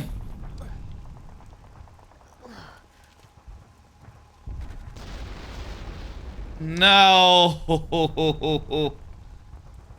Okay, I'll do those cards now. Shit. Ah. We'll do those cards now, since we're just doing the same thing over and over again. You know, with this game... in general, it's hard to know, like, how much time I'll have to talk about stuff. If I didn't die at all, I would have no time at all. If I didn't get confused at all, I would have no time at all, so, you know. First off, one of my favorites of the ones that I finished this weekend, I finished Zatutabi, That's Journey, which I have an anime card, an anime information thing that I prepare, you know, before these streams, ready to go for. Zatutabi, I fell again, that's fine. We'll just keep that on screen for a minute, let y'all, read it, or whatever, while I get back where I was. Zatutabi is sort of a cozy, travel show, where the gimmick is that the main character, it's autobiographical, the main character, travels around Japan and has a good time, and that's basically it. It's pretty chill and fun and cozy, and I think right up my fucking alley. It reminds me a lot of, like, You know the parts of Laid Back Camp where they travel around a little bit? Or the other show by the Laid Back Camp director that also came out this season, Mono. It's a little bit like that, where the characters are constantly going places, sightseeing, and god damn Teddy's. You know what? You didn't miss much. Start over. Start over. They are constantly going around sightseeing and seeing cool things, and it's just a lovely, chill, good time. The characters are fun and relatable, and it really just captures that joy of traveling. Really reminds me of the vacation I took to Japan last year. Fun in a lot of the same ways of, like, you know, planning a day, being a little spontaneous, as you can, dealing with just a little adversity, just a little things not always going right, you know, and, you know, having a little bit of fun on the way. And especially, like, after the first episode when, like, the main character gets some friends to start coming with her, you know, suddenly it turns from, like, oh, it's just some funny little moments all by her lonesome, like, sort of having a little, quick little remark, to just some little back and forths, which are very cute and fun and good. And just really, real damn nice. I really love the hell out of Zatutabi. I'm gonna give it, like, my highest score that I give stuff, which is to say, oh yeah, it's 5 stars, and also I like it. Also, it gets a heart. It gets a favorite status. It gets, that's basically the equivalent of S tier, you know. I like the Letterboxd style, you know, review scale that goes from 1 to 5, plus an additional heart. That is just, you know, you can use it where the heart can be applied to lower grade score, you know, like, oh, that's 4 stars, but I give it a heart as well. Personally, though, for, like, the last 5-10 years, my policy is that the heart goes with god damn it. The heart is only applied to shows that are 5 out of 5. And I do believe that if I love it, it is a 5 out of 5 in my books, and I should treat it as such, you know. I sort of got off of the mindset of, like, oh, you know, guilty pleasure, I love it, but maybe it's not the best. Like Sonic Adventure 2. No, I love it, and it is one of the best. That's just S tier. Anyways, that's Utabi. If you like Laid Back Camp, you like Mono, also from this season, Zatutabi is low-key just as chill and cozy and fun and good and lovely. It does have a weird thing where a lot of the trips sort of, like, start and end in the middle of episodes. Like, the way that it ended up being, like, adapted to an episode lineup ended up being a little bit awkward as a result of that, but it's fine. It's good. It's still a lot of fun, and, you know, now that it's all out, that's not a problem. You can just literally, you could watch 1.5 episodes, or stop, like, when one trip ends and the next trip is about to begin. You could do whatever you want, if that bothers you, which, honestly, it was fine. It was fine, just a little bit weird as a choice, as choices go. Ah, no! Ah, I can't believe they got me. One more anime to talk about that is on my list of ones to talk about tonight, where I have the thing describing it and my opinions on it prepared. And, that is, in fact, the exact opposite of Zatutabi. That is, in fact, a disappointment. A big disappointment. A huge disappointment. Unfortunately, I talk of Mobile Suit Gundam G-Quooks which I am giving the lowest score that I can give a show, 1 out of 5, which, boy howdy, that's a low score, isn't it? Here's the card I prepared for it. Boy howdy, it shit the bed. It is a show where it is about, it is a show about an audacious, like, high school girl who is so cool she steals a mech, like, just because she has the opportunity to. And then she fights an underground mecha fighting, which sounds so cool. How can that be bad? Well, it's not really about her. The show has such a hard-on for the characters from, whoops, didn't mean to do that. Hang on. It has such a hard-on for the characters from, like, other Gundam shows, for, like, the previously established Gundam canon, that, like, it basically squanders her potential, like, so horribly. Like, the show isn't really about the spunky high school girls with audacious, characteristics. Like, it's barely about them, and it falls off a fucking cliff in the second half, which was just miserable terrible. Just, like, one of the worst shows I've seen in, forever, unfortunately. Like, my god. It's awful. It's bad. It's trash. It's rushed. It's a mess. After the halfway point, they start rushing because apparently the way that the season ended up being is they have 12 episodes to tell the whole story, which means that, like, oh, instead of, like, you know, going somewhere with the plot, instead they just gotta be like, okay, well, we gotta get main girl onto this other team, and then we gotta get the other girl onto this other team, and then, there's some stuff with some weird stuff, and, what's about Char Aznable? The show has such a hard-on for Char Aznable, it neglects its original characters and squanders their opportunity and makes their fucking arcs complete utter dog shit.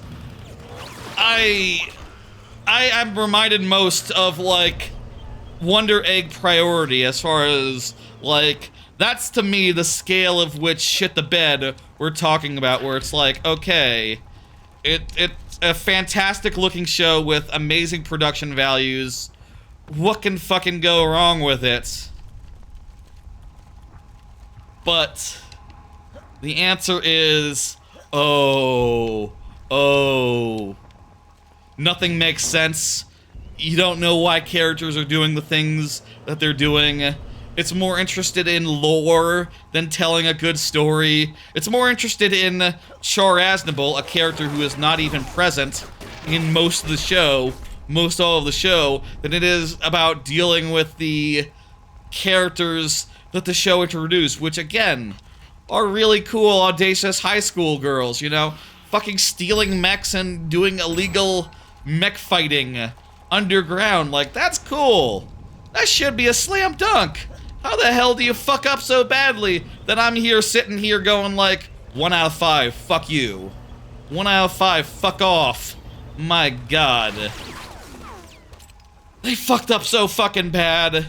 They shat the bed so fucking hard. You know, I feel like even if you care about the lore, even if you're like, oh, it's Char Aznable, I love Char Aznable, and what is that white Gundam? Ooh, I care about that. It's not established in the show, but I've seen the previous shows, so I care about that. Even if you're like that, you gotta be like, well, the motivations of the characters are a little bit like, they clearly had to rush to, like, justify and get everyone where they needed to be to, like, finish off. Like, it's kind of not really properly established, like, why main girl just wants to chase the boy the whole, so desperately. Right? Like, that doesn't really track.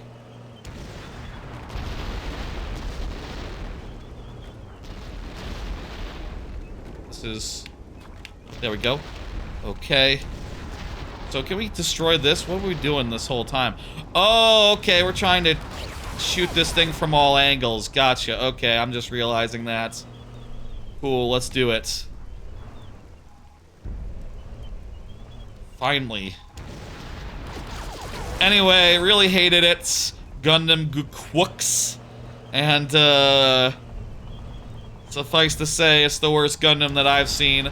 I've only seen a couple. I saw... My first one was, all the ones I've seen have been self-contained ones, like, the Orphans of Mars.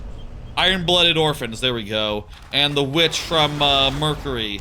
Two self-contained ones that were messy by the end, yes, but I really quite enjoyed them for the most part. Really quite, you know, I would say, despite their mess, I would probably, I mean, go check what I gave them on any list, but I think they were probably like 5-star shows, even if they were a bit sloppy at times, you know?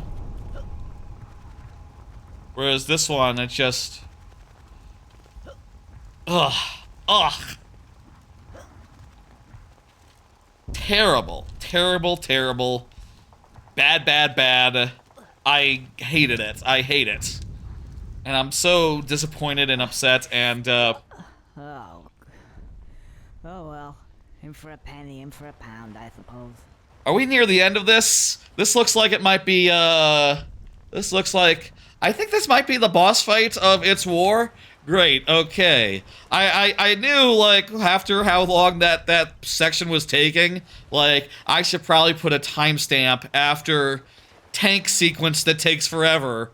But, perfect. Hey, this is probably worthy of a timestamp already, which is the boss of It's War. Excellent. Also very neatly, matched the end of anime talk. Well, I think I have one more card, but don't worry about it. I don't have to do it. Honestly. Is this the end? Yes, yes, this is the boss. Mommy, I want my mommy. Mommy.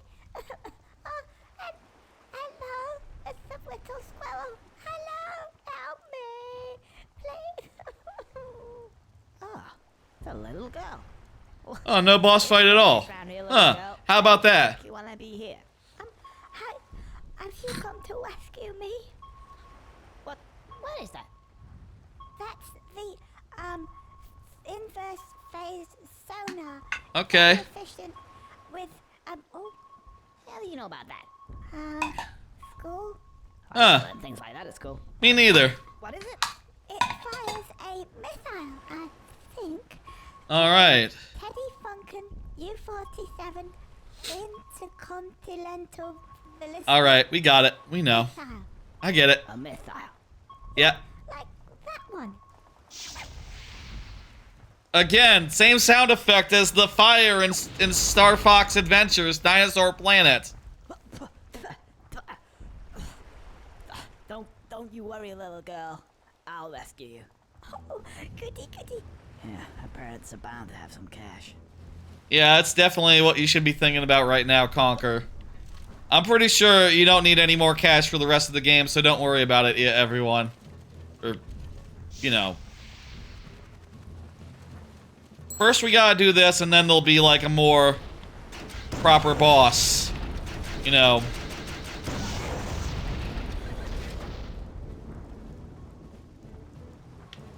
Okay, there's multiple per...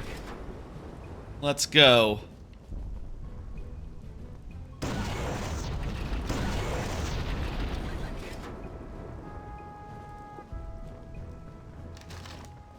Okay, cool. Believe we go around to each corner and we shoot down the submarines or something. I believe there's... Yeah, there we go. We go over there now.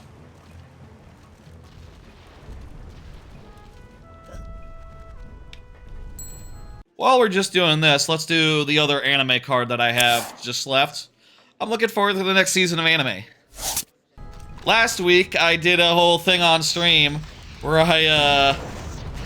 I went through the upcoming shows and just looked at, you know, just sort of looked at them and went like, oh shit, I had no idea how much stuff was coming. I'm gonna back the fuck off because I do not want to get hit right now while I have 1 health. I had no idea how much stuff was coming, and it turns out a lot is coming this next season. Stuff like, I actually counted after. I believe there are 12 returning shows that I'm interested in, though 2 of them, you know, Rent-A-Girlfriend and Hanako, I'll say, like, I don't have 1000% confidence they're S tier, or will be, like, the best of all time type tiers, but the rest of them, the other 10 are, like, top of the season type stuff. 2 shows from this season that are the best shows of the season are continuing. On Shirley and Witch Watch. And also, City the Animation is starting, which seems to be a Nichijou successor from the same writer, you know, mangaka, and with a very similar art style that is like, oh shit, the second coming of Nichijou, let's fucking go. Like, I just like to see Nichijous. I like to see a new... I like to see it, you know? What is there? There's, let's see if I can name them all. There's Dr. Stone, there's, Dan to Dan, there's... Hanako, there's, Rent-A-Girlfriend. Oh good, you can fall in the water and swim back up. That's, very nice. What was I at? Hanako, Rent-A-Girlfriend, Dan the Dan, Rascal.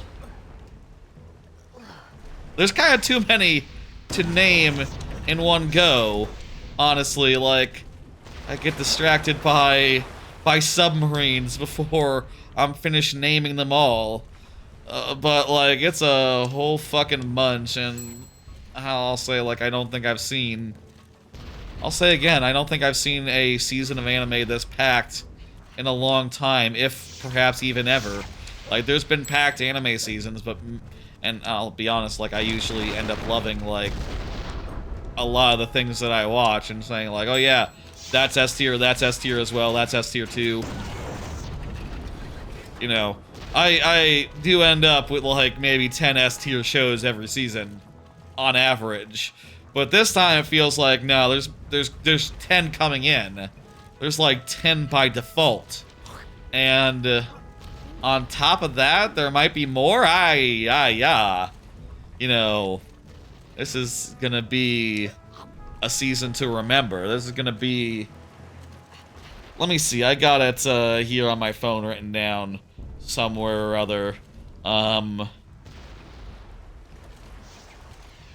There's Vending Isekai, Dan the Dan, Call of the Night, Rascal Does Not Dream of Santa Claus, Rent-A-Girlfriend, Hanako-kun, Dress Up Darling, Couple of Cuckoos, Dr. Stone, Science Future, Seventh Prince, Magical Isekai, Sakamoto Days, and Kaiju number 8. Witch Watch and Shirley continue. City the Animation looks so promising. So yeah, that's just like such a fucking incredible lineup there. I'm part of me just... I can't believe how many shows are all hitting all at once. That is just, amazing. That is just amazing.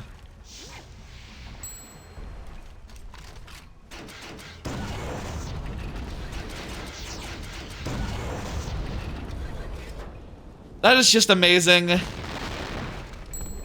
I am astounded and really excited to see all these shows that I love start back up again, and I'm hoping that they, you know, continue wowing me as they do.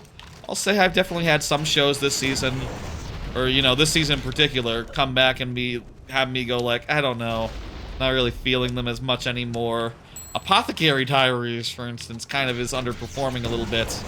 You know, maybe not quite reaching S tier exactly in my books, but, you know, it's still very good. It's just, you know, sometimes when a show comes back, it's like, okay, well... Yeah, that was a blast. Right. It's hard to impress me. To sort out the ransom. Rescue the little girl. It's hard to impress again after a whole, like, after a whole second season, you know? It's like, okay, well, does lightning strike twice? Does it make the same impact it did the first time? And the answer is no, but maybe that's fine. Maybe it's still S tier. I'm confident in these 10. Like, I feel like these 10, if they're not S tier, something went wrong. I feel like they're that good. And Hanako-kun could be an S, but it probably won't be. And, you know, Rent-A-Girlfriend, I think the last season was an S, but I also feel like, you know, it historically, like, I kind of don't know, like, where the story goes from here. And if it doesn't have a story, then it's not going to be as good, is it? And I get the impression from people who are, like, you know, manga readers, like, ooh, you know, where does it go from here? No, we're good. And it's just like, okay, well, I guess maybe it might not be, it might be on the downswing, but whatever, what are you gonna do? I like to take things as they come, and so I'll just watch it and find out. Let's talk to this, this girl. It's time for the actual boss now. We must be somewhere close. Where exactly do you think the boss is? Exactly. You're an intelligent viewer. You probably figured it out. Conker, get away from her! Is what he's going to say.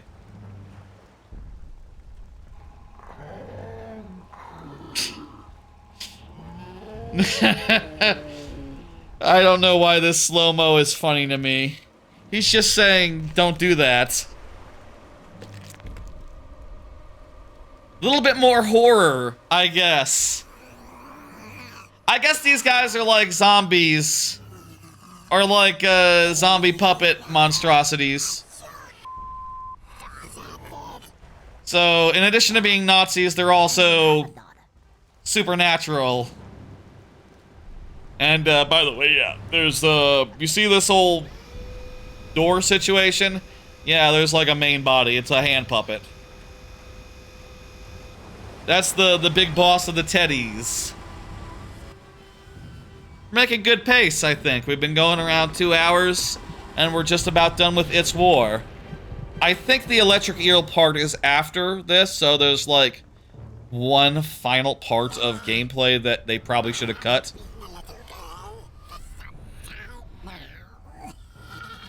Maybe they cut it in this version, I don't know. I feel like that'd be the kind of thing where just add a joke where it's like, oh, there was an electric eel part here, but they decided that you didn't need to do that. They cut it for time. And he's the brawn. This is the second time we've fought a secret robot in this game. The big bald boiler does not count. The big bald boiler was, just secretly animate, not secretly a robot. In fact, I don't know that the big bald boiler was a robot, just animated. Oh, I need to jump in the tank. That's what I need to do. Quick, get out the way. I'm taking over.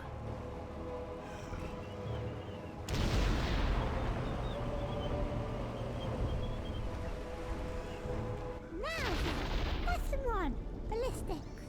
This is my minigun. It fires 8,000 rounds per second, brass-cased 8 That sounds like a lot. tungsten alloy heads, and high explosive charge. Very, very messy. That sounds like a lot. I hope tanks are gun, or, okay, well, okay, I just shoot it. I see what we do here. We just shoot the weapons, I guess.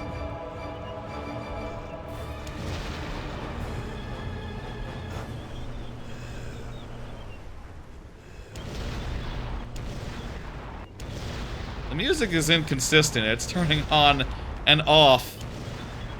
Kinda like it when music just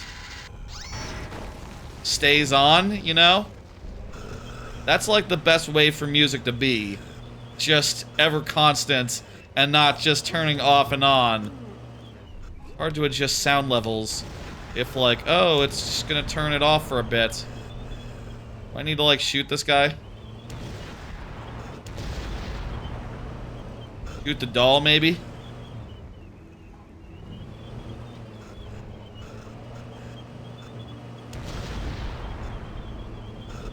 This is all left stick, if you're wondering. Oh, hang on. I think he has, like, a thing in his butt. There's, like, a switch on his back. I wonder if... how we get around there.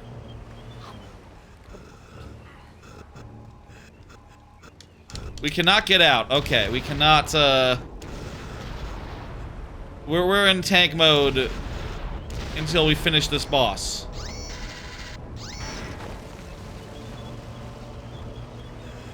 And I'm betting... can we go over here? No, this is,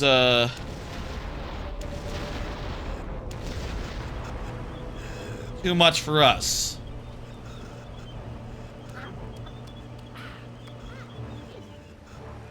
What is the plan here?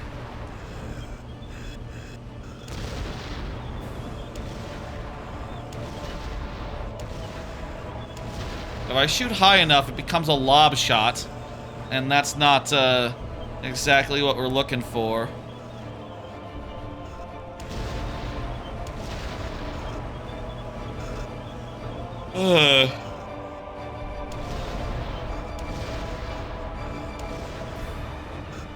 I'll say, brought the perfect amount of anime cards.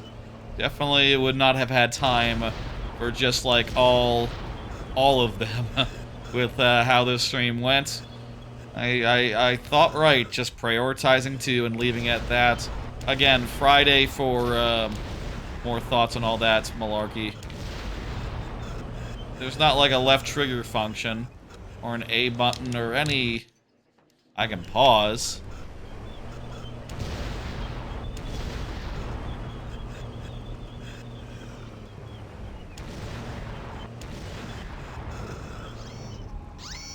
I can turn around my camera so I'm looking the wrong way. What? Huh? I shot her. I got her. Now I'm sort of backwards, so that's not great.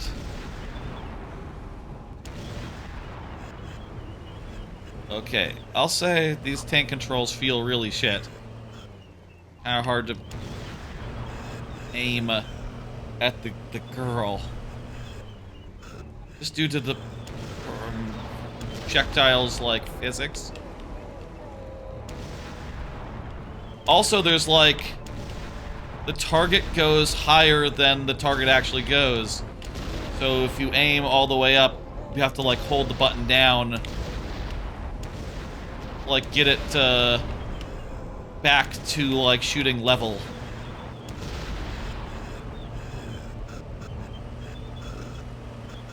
See there, I guess actually it's sort of an invisible aiming thing, because I do see the thing going higher and lower, despite the cursor not moving. So, like, probably still a difference between...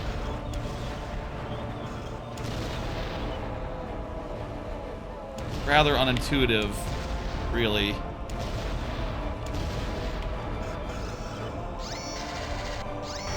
We're figuring it out, folks. We're figuring it out. I got just one card left, by the way, so, like, I don't have that much more to talk about other than... I could talk about stuff. You know, I'll say, like, I could...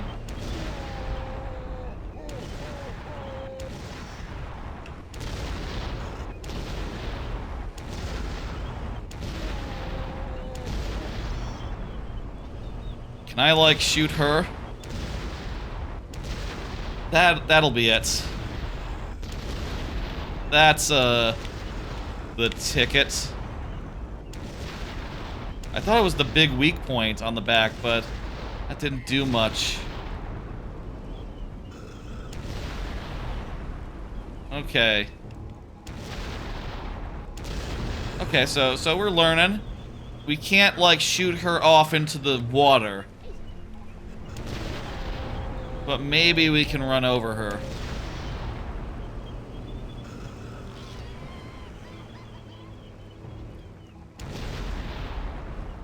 That's gotta be a phase. No?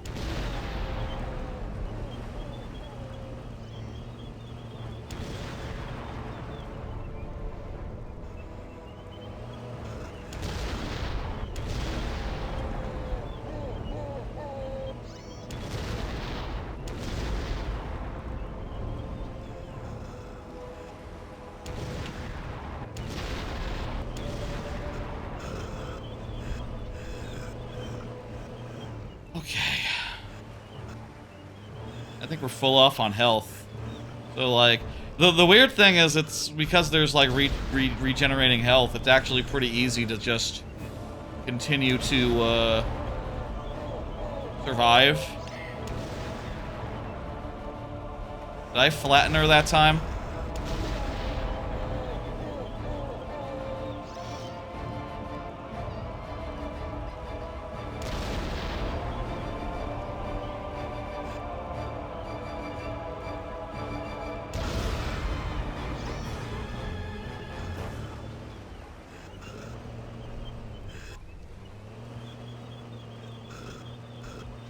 Okay.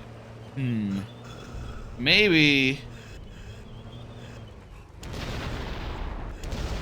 we do have to hit the button, but we have to jump out of the tank to do it. Let me see if I can jump out of the tank when, no, there's nothing. Okay, we just need better fucking aim. Okay, that's...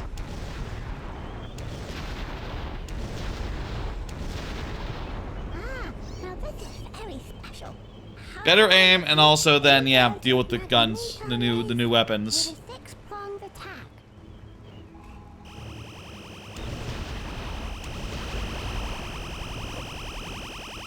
What? That's an instant death right there. Well, that's annoying. I'm assuming that it's back to phase 1. Huh. I'm so happy. I'm going to see my mommy and daddy again. Yeah, Same scene? Okay. Yep.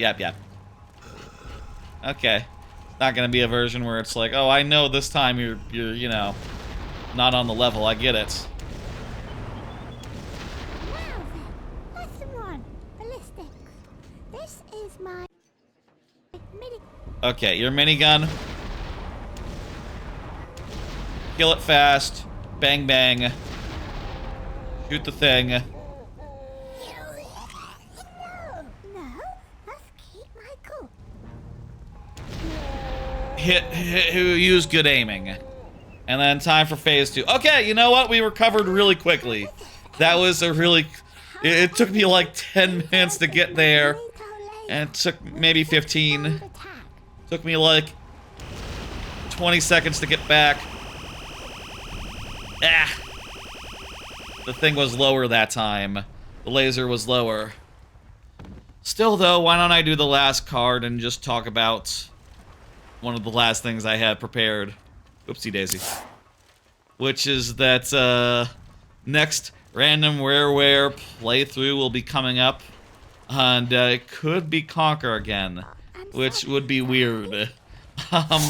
I'll say, the way that the thing I've been doing for the last, since the start of the year, has been a series of rare playthroughs where they've been determined by random chance which one comes next. And they got a little bit replenished with the birthday stream with some sub goals, and now, right now, there's 3 left on the wheel. Conker's Bad Fur Day. Conker's Bad Fur Day. There's Conker's Bad Fur Day.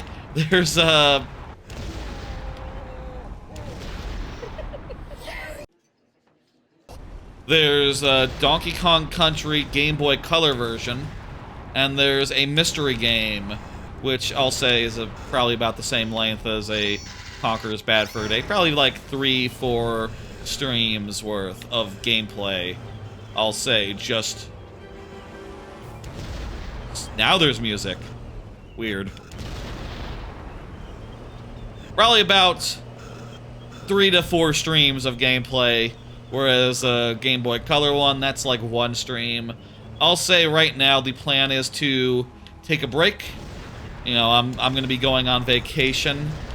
I'm going to be traveling for a week in July, so I don't think it makes sense to start a playthrough series and have to go on break for a week in the middle of that. So I'm just gonna wait until I'm back, and then we'll start the thing. That said, I do think we will randomly determine what the next game will be, and we'll do that on the Friday stream this week. The wheel spin will be done on Friday, so look forward to that. We'll find out together if we're doing Conker right away, a little bit of a Donkey Kong Country Color version intermission, or perhaps something more.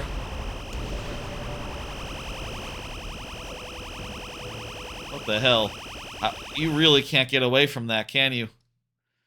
Something more substantial, perhaps. Something more substantial is definitely possible. We'll see. The secret mystery game. Would really like to tell y'all about the mystery game. What it's gonna be, what the twist on it is, that sort of thing. I think that'll be a very fun playthrough, and like, you know, this one, I do feel like some of these rare replays have been, these playthroughs, whatever you want to call them, have been a little bit mixed, right? Like, oh yeah, this is fun, and then there's parts where it's like, oh, you know, I forgot about this part of Star Fox Adventures. I forgot about, you know, this annoying bit in this game. I forgot about the mini games in the DKC Color or advanced versions of DKC 2. Like, ooh, I forgot about this part that's not as ideal, not as great, but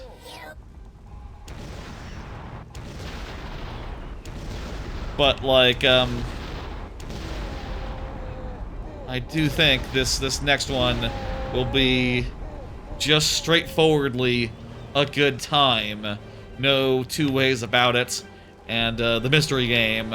And I could go for that right now. Very special. Hi.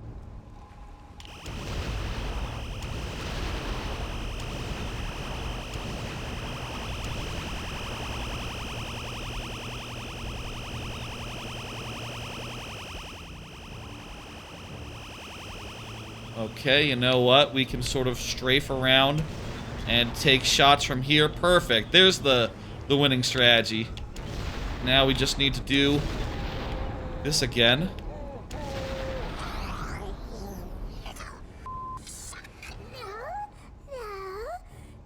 Fuck suck. I mean, I sympathize, you know, oftentimes when I'm like just reaching for curse words to say, I'm just like stringing together fuck, mother, cock, ass, mother, shit. You know, just going off a little bit. I understand, but you know, it's realistic. It's realistic. It doesn't have the feel of like a written bit of swearing. You know, I guess the thing that I'm reminded of most as far as like written swearing is like at the end of MacGruber, where MacGruber says his big line as he kills spoilers. Minor spoilers. The big line at the end of MacGruber is "fuck you, dickhead." That's better. That's better, actually. That's a better one-liner. That's almost a one-liner.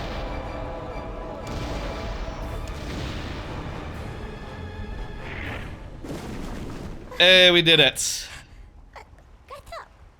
Get up! I command you to get up! Oh, this is the end! My little babies. Yes, my little babies. We killed the boss. The boss was pregnant with mines. At least the main body was. That killed the tank. Oh, the tank's gone. Well, it served as well. Rodent?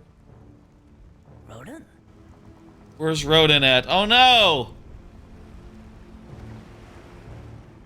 Oh no. He didn't make it. He was a great guy. A superb soldier. A military tactician. And yes, he was mortal. Like the rest of us. Yeah, At least we showed that bitch who's boss. that's right. That did happen. Squirrel. I think we have to escape this, Show's not over. we have to escape this, shaft or whatever. Ooh, what's Like this? in the barn chapter. I think I'll press it. We'll have to do a little bit of platforming. And what's that? Lovely countdown. I wonder what's going to happen now. Let's get out of here.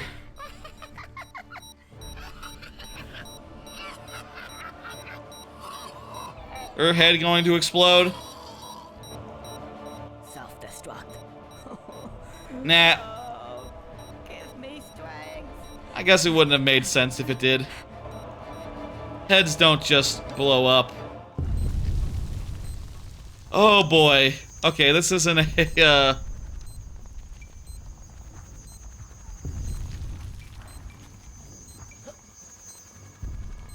Yee. This isn't a climbing sequence, this is a maneuvering sequence. Kind of feels weird sometimes, like, to hover at the exact right height is difficult. Let's, by the way, timestamp escape sequence. Yeah, timestamp for the escape sequence here. If you, for some reason, didn't want to see the boss, just wanted to skip to the escape sequence, hey, this is it. Welcome. I like to put timestamps in my VODs that, you know, cover certain parts of it. Though, you know, I guess maybe there's some question of, like, why would you want to skip right to this part in particular? Ow, ow, ow. This is like a little bit more of the, like, can you shoot these mines or something? No. I feel like it's better to take one hit than 2 hits. Or 3 hits, you know. We should trade some health for some progress. In some cases, versus just trying to maneuver through. The weird thing is, like, Conker's jump height isn't, like, that influenced by, like, how long you hold the button. Like, this is a full jump. This is a jump, like, when you just release it immediately. I guess this does look a little bit higher. But it's not like, you can get through that gap real easily. And there's more exactly like it right after. I guess in this case we can stand up here, crawl under like that. That's the ticket.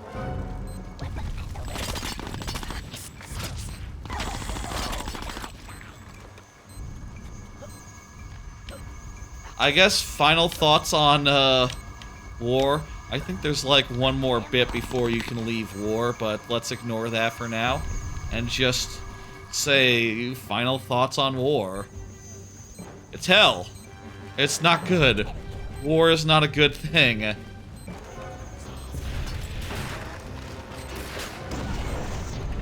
And this part is perhaps like the most serious part of the game. But also I think it's a really good part of the game. Like, it's cool how, I think all the gameplay parts that it put us through were really well done. I like how the gameplay sort of has like a horror-y take on war, on World War II, which you don't see that often. You know, it's very much inspired by Saving Private Ryan and a parody of Saving Private Ryan, but it also kind of makes for excellent gameplay. Kind of makes for compelling gameplay insofar as like, oh yeah, you're walking around a corner. Oh no, there's a guy. Oh no, that's bad, actually. It's not a good thing that there's a guy. You know, compared to like Call of Duty where it's like, oh hey, there's a guy, haha. I shoot the guy, woo-hoo. You know, it has a much different vibe. You know, they really do capture the horrors of war.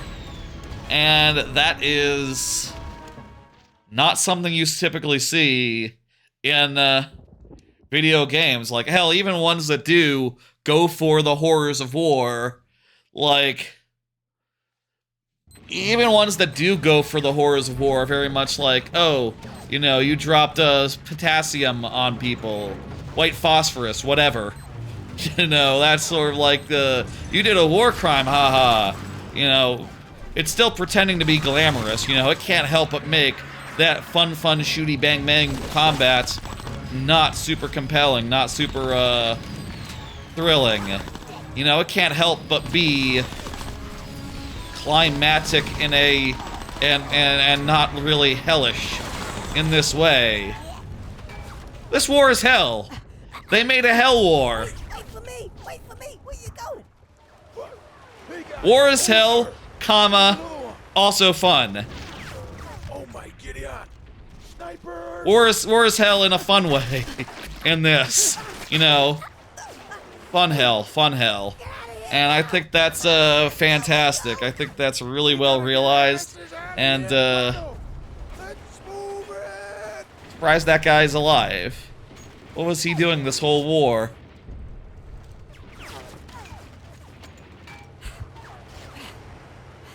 This is like one of the only areas in the game you can't return to.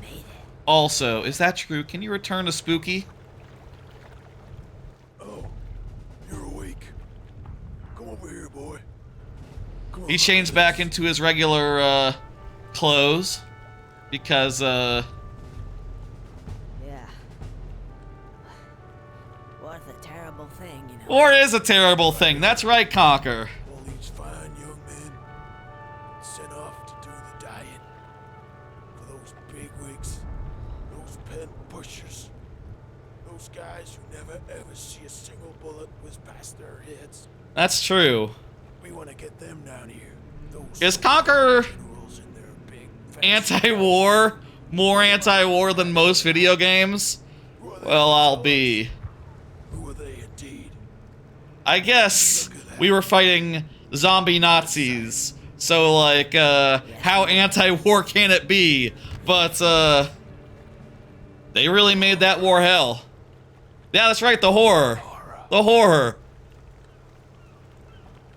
A horror-themed war game. It got knocked out for a second. Probably some variation of that for the title of the stream. Remember? I would bet. For the VOD, you know. Oh,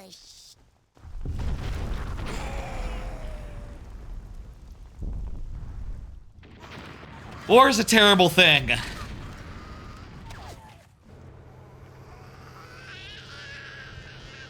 But it makes for a fun game. Recognize that voice?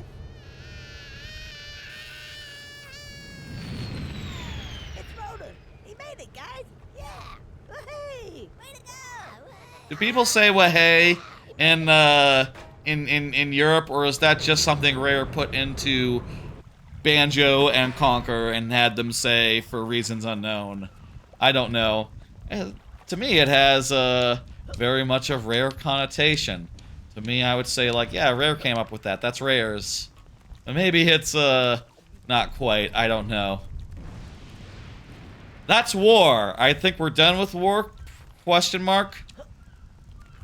I thought there was another sequence where you did some stuff with, like, electric eels in, like, this water or something.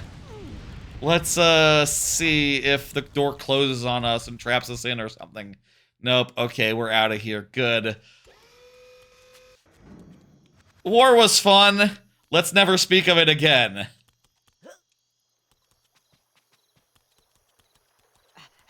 We're off to the last section of the game now. Which, does it even tell you where to go? I don't know how you're supposed to know. Oh, hey, there's like crashed plane bits all over Windy. We'll call this a Windy intermission real fast because I think we have to go to the top of the tower and talk to Rodent to get one last plot beat out of its war. You know, I guess this is still its war. Maybe not a, maybe this doesn't need a timestamp or nothing. We'll have a timestamp soon as we go to the last bit when Heist starts. Oh, right. Yes, this is how you get the heist. The windmill. The windmill is destroyed. I forgot they destroyed the windmill. Hello. You monsters! You monsters! You blew it up! You blew up the windmill. That was the icon of the original Conker. Before it became Bad Fur Day. 12 Tails. I was flying through the air. Next thing is bad. This was their Spiral Hill. It's destroyed now. Doesn't seem to be there anymore. They blew it up. Never mind. Oh well, doesn't matter. So, what's that? Also, because it's open now, we can go to the last area. But, the war seems to be over. You might as War well seems to try be over. Give my regards to the guys. Yeah, I will. Catch you later? Catch you later. You can buy me a pint. Okay. Conker, can I just say something? Yes, it depends what it is. It was a real privilege working with you. And I would have to say that if ever... Are you supposed to salute with a specific hand? that again, Or does it matter? I don't know. you. Oh, well, that's very nice of you to say so. Thank you for your service, Rodent. Yeah. Thank you, soldier. Dismissed. I don't think we outrank him. You have a target drawn on his back? That's fine. Rodent's alright. Shallow, no big deal. Yay. And through this door is, hey, it's the bank. Remember how earlier we weren't going to get there because the bridge went out? Now we have the way. Turns out there was a tunnel under the windmill leading there. Here we go. It's time for Heist. And time for a timestamp on the VOD. You got it. You understand. But seeing as you're here, anyways, we may have a little... It's time for the best parody in the game. Not another one. Not a funny parody. Home, please. A cool parody. Said The coolest we parody. have a little job. The title could be the coolest parody. Take it. Could be the coolest parody. Okay, I'll take it. Look at her outfit. Isn't it interesting? So uncomfortable. Oh, fancy meeting you here. Oh, Barry. Yeah, what does that remind you of? Really? You might have figured it out already. Said you didn't know this guy. Oh yeah, I know him. He's like my boyfriend. Yeah, that's right. That's right, that's the plot. Am I interrupting something here? No, it's cool. When Just you let's go. two little lovebirds are finished with your reunion tete-a-tete, There's really not much. maybe we to the can Barry have a relationship. double hand, please. She appears What do you want us to do? twice. Okay. Since you're And in a some cutscenes at the start and end. caveman, Like kinda now, put I me mean. out of business. Now I need to replenish my funds. Here we have it. The Federal Reserve Bank. Okay. But I'll do it on one condition only. Gotta get an outfit like hers. What? That I get an outfit that's Yep. as cool as hers. This is Conker's best parody. Deal. This is Conker's coolest parody. This is maybe Conker's most iconic parody. And maybe like the one people would know about if they don't know about any of the other ones. If they don't know about the Jaws parody and they don't know about the Saving Private Ryan parody. Like, if you're not getting it, you will in a second. Come on, you get it. You got it. Here we go. Here we fucking go. Look at this. You know what this is. You know what this is parodying. Again, it's not funny in this. Well, maybe it is. I don't know. There's some funny parts to it, but it's more cool than funny. And for once, that's kind of enough, despite it being a parody, you know? It's just, hey, this is just very cool. Conker looks like a cool dude. He's got visible TNT off. It's visible. He's in a cool out. Objects in the tray. Thank you. The blur is a little bit much.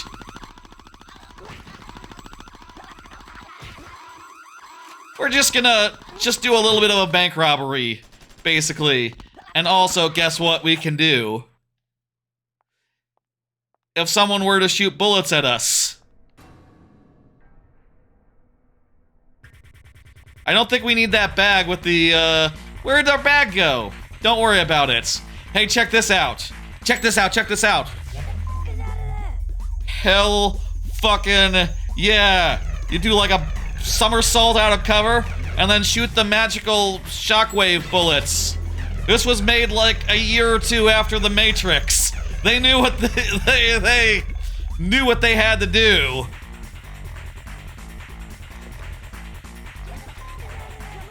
Oh, can you only use them once? I guess you can only use them once per you can only Matrix once per B button pad.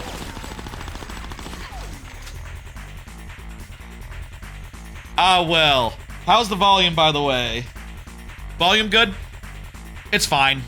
That'll be fine. It's a little louder, maybe, than I would usually have it. In fact, I'll just take it down just a scotch. But it's cool. You can hear me just fine.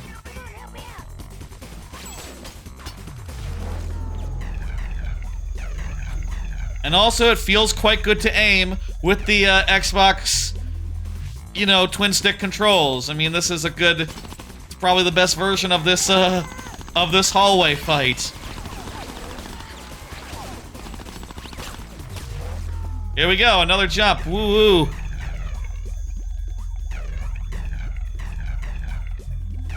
Some of the parodies in Conker, I don't even know what they're trying to parody. Like when they're doing some of the caveman stuff with the sacrificing of the dinosaurs and all that, you know, or the club. There's like Godfather parts in that. Here we go. Look at that. He's doing the thing. He dodged the bullets. There's no joke here. It doesn't matter though.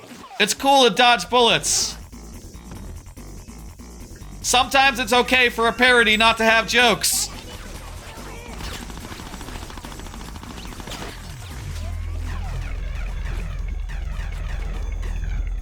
I guess also we are in a video game, and like, you know, therefore it is kind of a Matrix situation, like in literal terms, but, you'll see.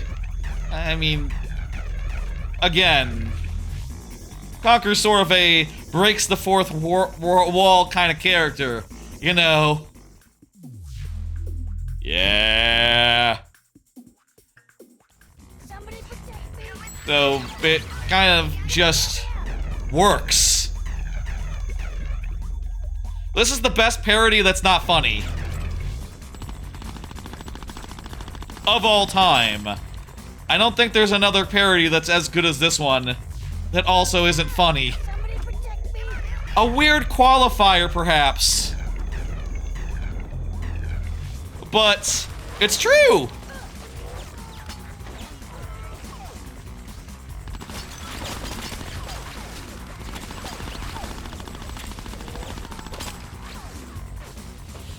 Tell me there was a checkpoint, like... Ah, shit. You know, this is the best parody and all, but it is a little bit long. It's just a little bit long. You know, it is the sort of thing where it's like, okay, well, I want to be done. I don't think there's much after this hallway, to be clear. Like, Heist is not the longest chapter. Like, there's this hallway, there's like a boss fight. I don't remember anything else.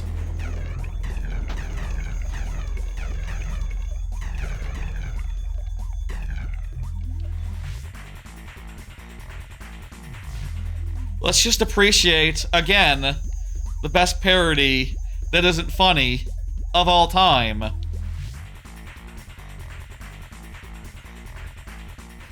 We'll just skip the cutscene, though, because we got places to be. She went over the wall. It was cool. We got it.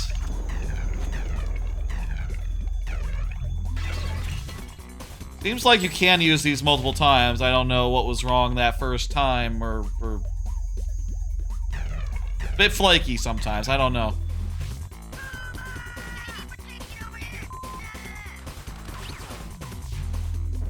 There we go.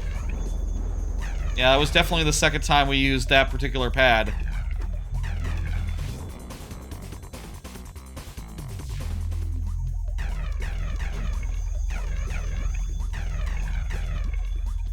The weird bullet distortion things. Did they get that from, like, slowing down footage of bullets? Like, is that actually what bullets look like when they're in slow, when they're, like, traveling? I'm pretty sure, no, not at all. It just looked cool. I'm pretty sure it just looked cool, and that's why they did it, right?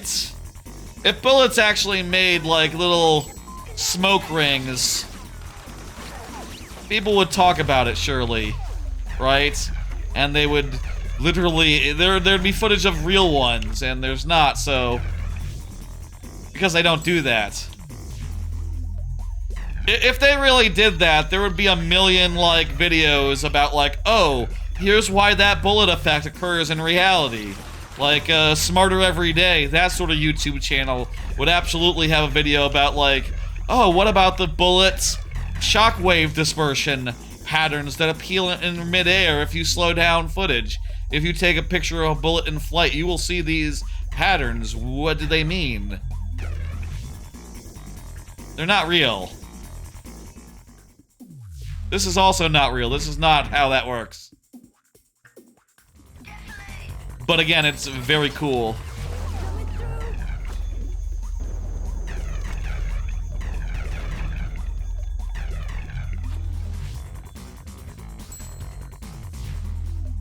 You know, I take back any complaints about playing it a second time.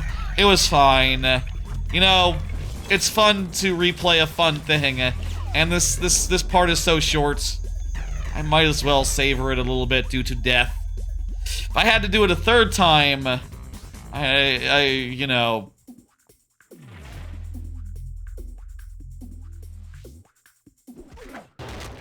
maybe that would be too beyond the pale. Best, one of the best parts here. Hang on. Look at this. A great, final moment after that gunfight. Perhaps the one funny bit? Oh, that's not funny. That's just the thing. That's just the thing falling. Maybe it's iconic. Give me a break.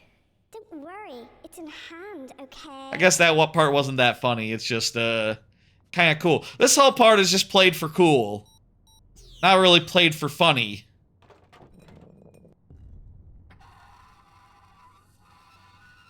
That said, there's another parody coming in like a second. I think, we're about to the final boss of Heist. I think we're about to the final boss in the game. And also, the Matrix parody is unfortunately over. That was a... what, like a 10-20 minute part? Materialist. Maybe 5 minutes, honestly. Anyway, where do I start? And now a different movie will get a parody real quick. Hey, over here! Somebody get me! Money. No, this is... Gotcha. There's no movie about gathering money from a vault that's running away. That's minute. Wait another minute and yeah, after the fade black, sometime later, we'll have one more parody real quick. Finally, got it. Oh, cool. Millionaire. I'm a millionaire, Barry. Hey, Barry, what are you looking at? Well, due to inflation, $1 million doesn't mean as much as it did back in the day. Oh, I forgot they did a little bit of Star Wars here with the chair and all, and the mirror, and like the circular Who's this guy? window stuff. Barry, do you know who he is? He's sort of positioned like the Emperor.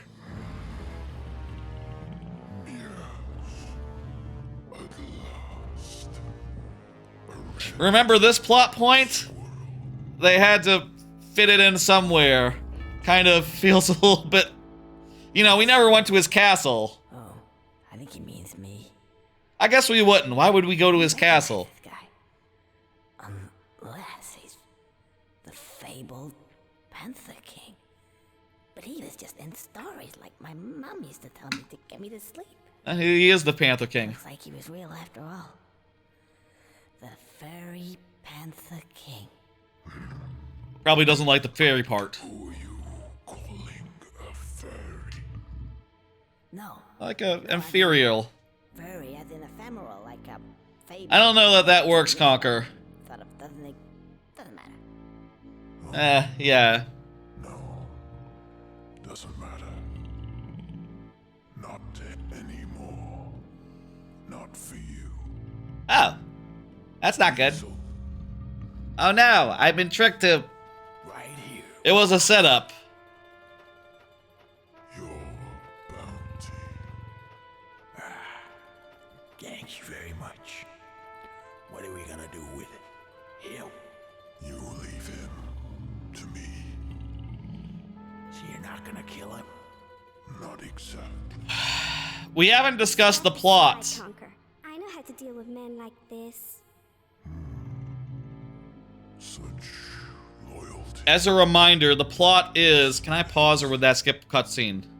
I can pause. The plot is that the Panther King has a gap below his table that is just the right height, where if you were to tie Conker up, he would fill in the gap and make it so it doesn't tip over. It's a very stupid thing, to be clear. Which, you know, it's funny. It's humor. That's why he's after us. Also, at the start, they showed that we eventually become king, so Sorry. that also had to happen. That also has to happen. Yes, business. Adios. And also, they just killed Barry?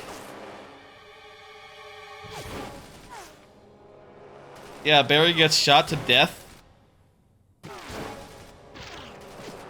Barry gets shot to death.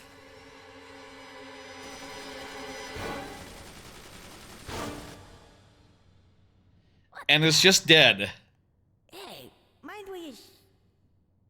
Barry? Oh no. Again, we really haven't seen her all game. We just said hello like 2 minutes ago. 5-10 minutes ago. It's not super earned.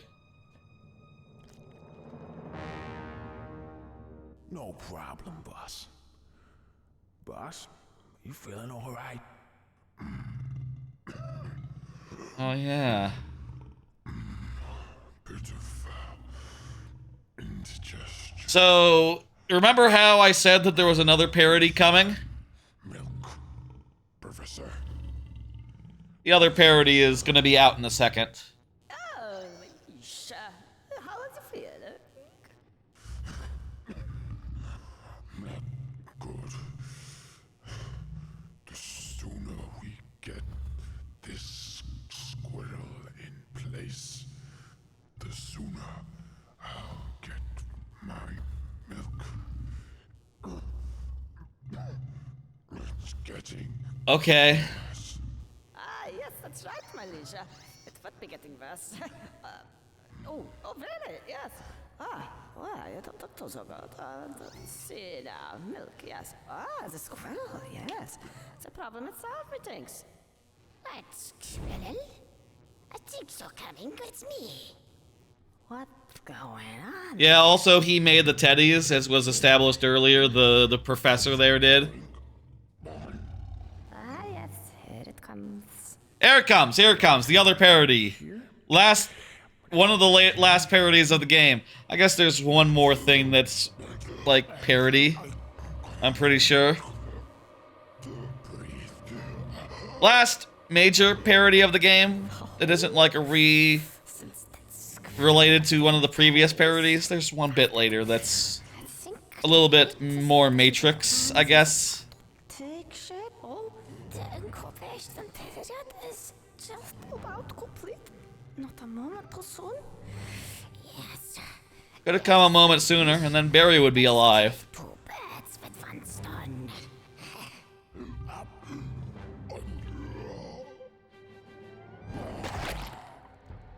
Oh yeah, so the Panther King is dead now. He's super dead, and we got an alien situation, and that is literally just a xenomorph.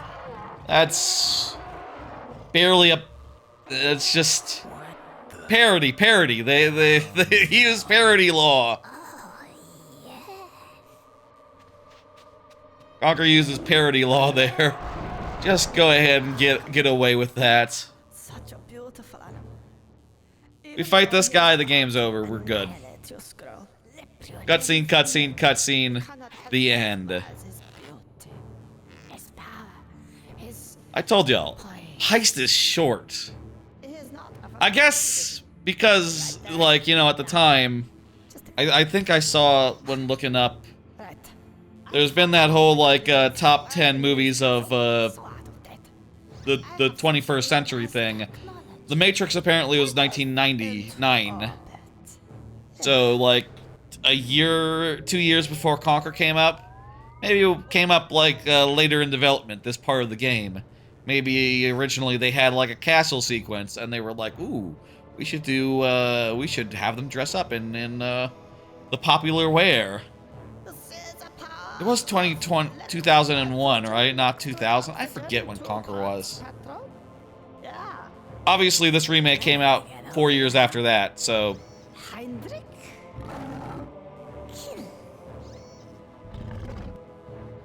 You know. Let's pull a switch.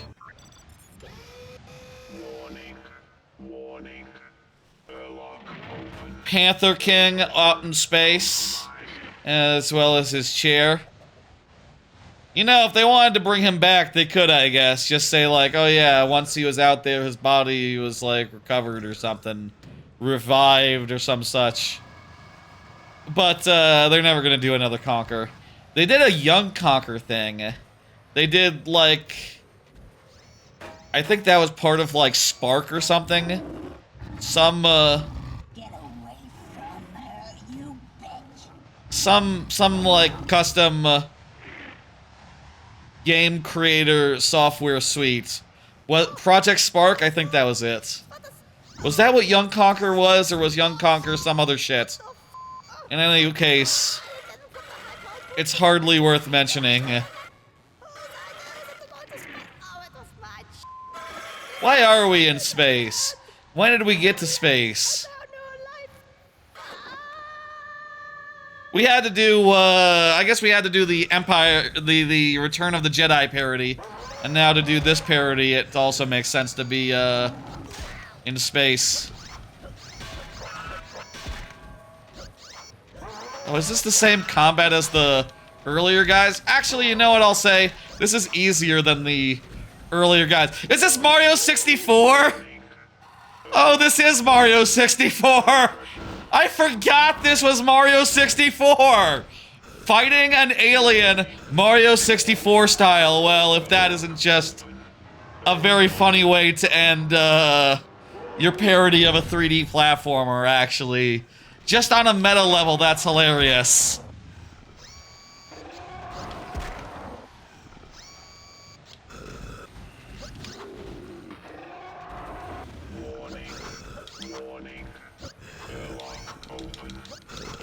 I'm gonna die and it's gonna be less funny.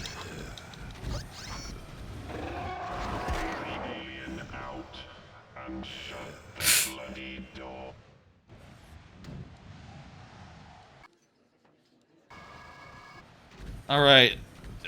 Second-tize the charm.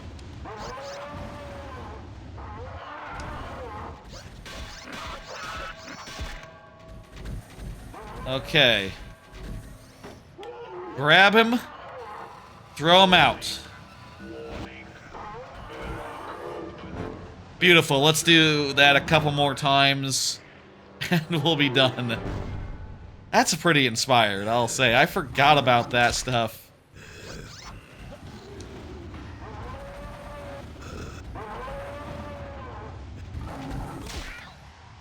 You like move at a lower frame rate or something? Is that like a reference to the way the alien was animated or something? Or is that just... who can say?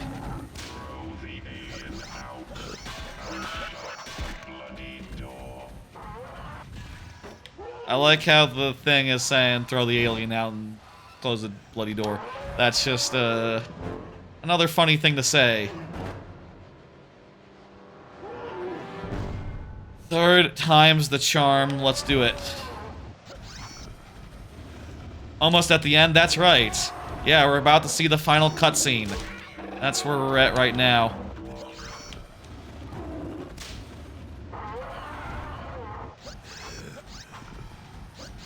Now, worth noting, I do run in some circles, you know, a bunch of, you know, I have known a lot of people who are huge, big fans of this game. God damn it!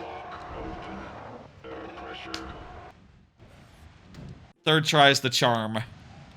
I know a lot of people who are big into this game because, like, when I was a teen, one of the places I hung out was on where-oriented, you know, message boards. We're like, oh, the one thing we all have in common is we all love where, and also this shared universe that we have discovered that is between Conker, Banjo, and Donkey Kong. So we love all these three in particular, and like, you know, as a result, I have heard a lot of people say, like, you know, hey, what...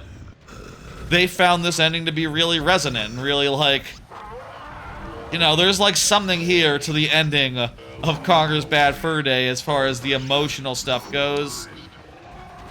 We'll see if, like, other people who aren't, like, way deep into it feel about that. Like, y'all watching Rock Party. You know, anyone else watching at home. Let me know if this, like, gets you, if this works for you, and we'll also think about it. I do think the fact that we really haven't... we have had zero interaction with Barry, just about, kind of, to me, undercuts, like, any sort of pathos you might want to do. You know, but, hey, it's still cool that there's, like, something here at the end. Other than, like, oh, hey, it's a movie. We'll see. You know... because the kind of... I do think they do a good job in nailing the ending, though I think if we were to take a broader look, we would say, like, well, the ending is unearned, and if you look at the whole game, it kind of feels out of place insofar as, like, oh, we're trying to have some emotion here when the rest of the game was all silly nonsense and kind of unrelated to Barry.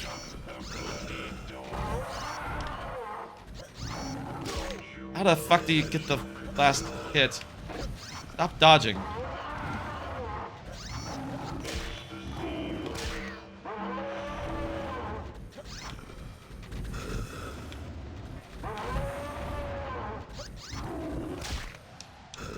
Shit!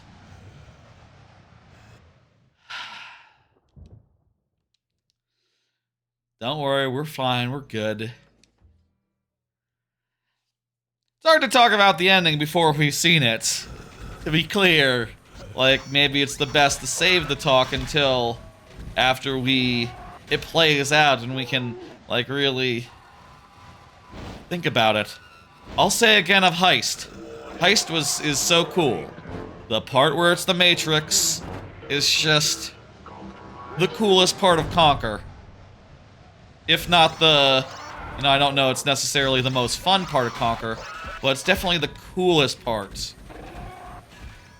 Kinda seems like it's there's some timing or other that you need to nail to get it to work. Oh good, it's very forgiving, it's very generous about what counts as out the airlock. We were pretty far off there.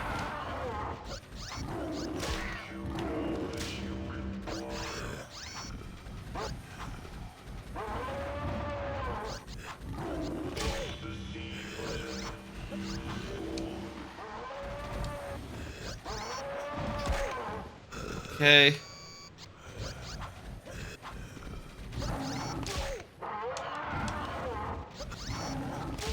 Come on. I don't have any other buttons right now other than punch.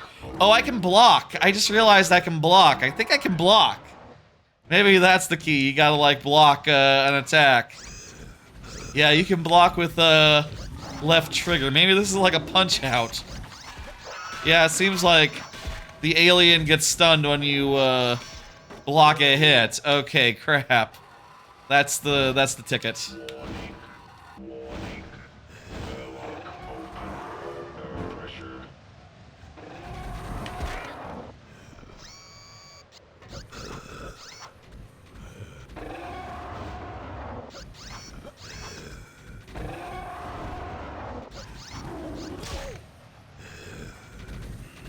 I think it has to be a mouth attack to block. I reckon we have to jump the other attacks. And then we can punch out. Okay, perfect.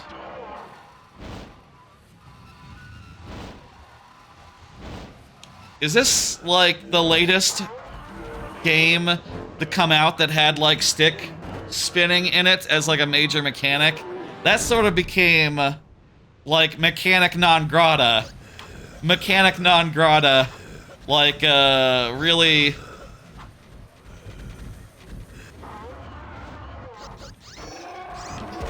Yeah, okay, you cannot die. You have to. There we go. Yeah, jump the tail. That became mechanic non grata like pretty soon after Nintendo realized, like, oh crap, this bust open hands. This fucks up hands really badly. Spinning the stick. Oh god, Mario Party. This is all gone. I mean, I think actually there is a bit in like I'm sure there's like stick spinning as a mini game thing or as like an interaction thing in other games.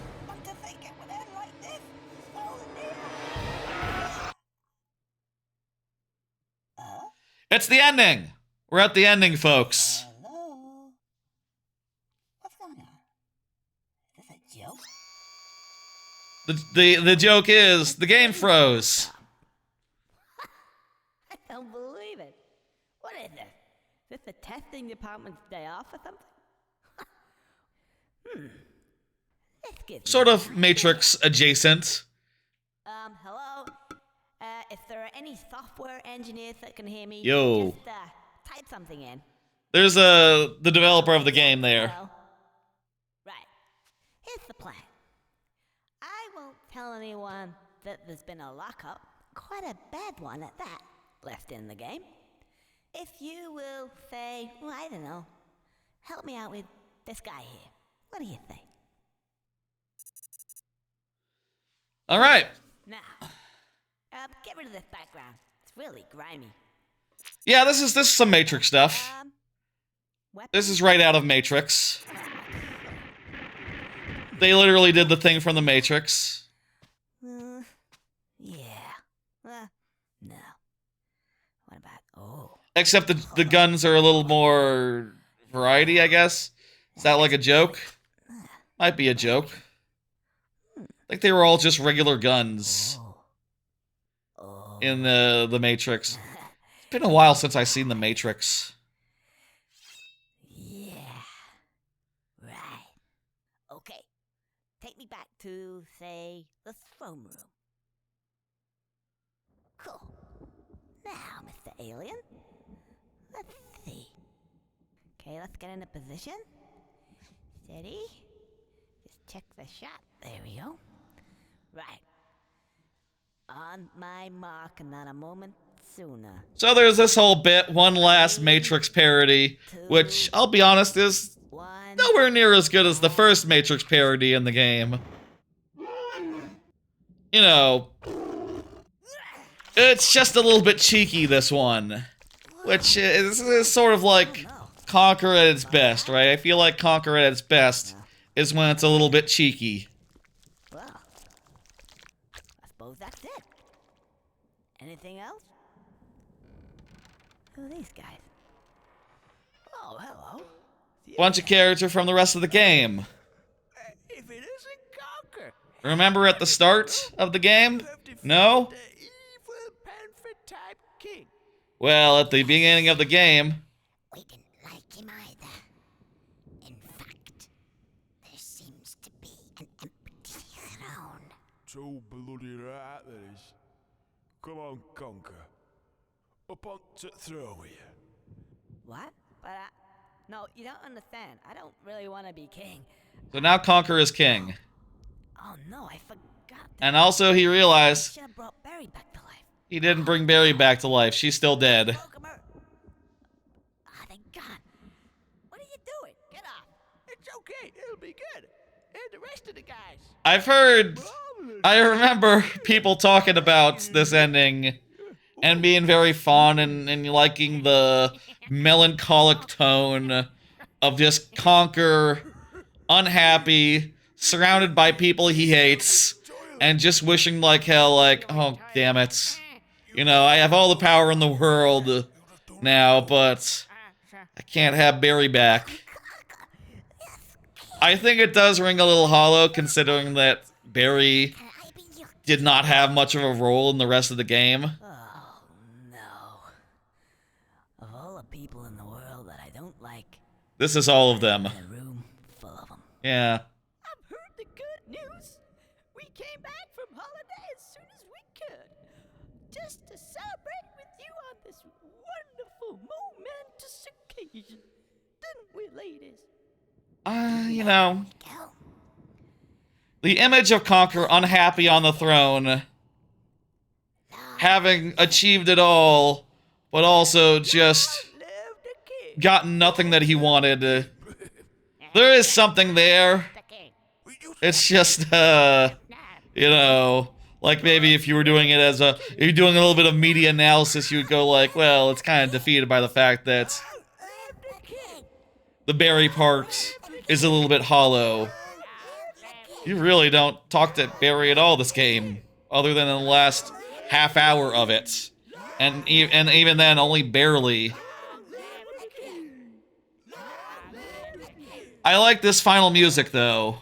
I feel like it really helps to, like, I am nail the tone of just like, king yeah, of all the land. I'm the king, but it sucks. I didn't want that. Not me. I guess you know who these guys are now? 'Cause I certainly do. I don't want to know them. And yep, I may be king. I have all the money in the world. And all the land. And all that stuff. But you know, I don't really think I want it. I just want to go home. He's learned a little bit of a lesson. Barry. And, I don't know, have a bottle of beer. It's not gonna happen. It's true what they say. The grass is always greener. And you don't really know what it is you have until it's gone.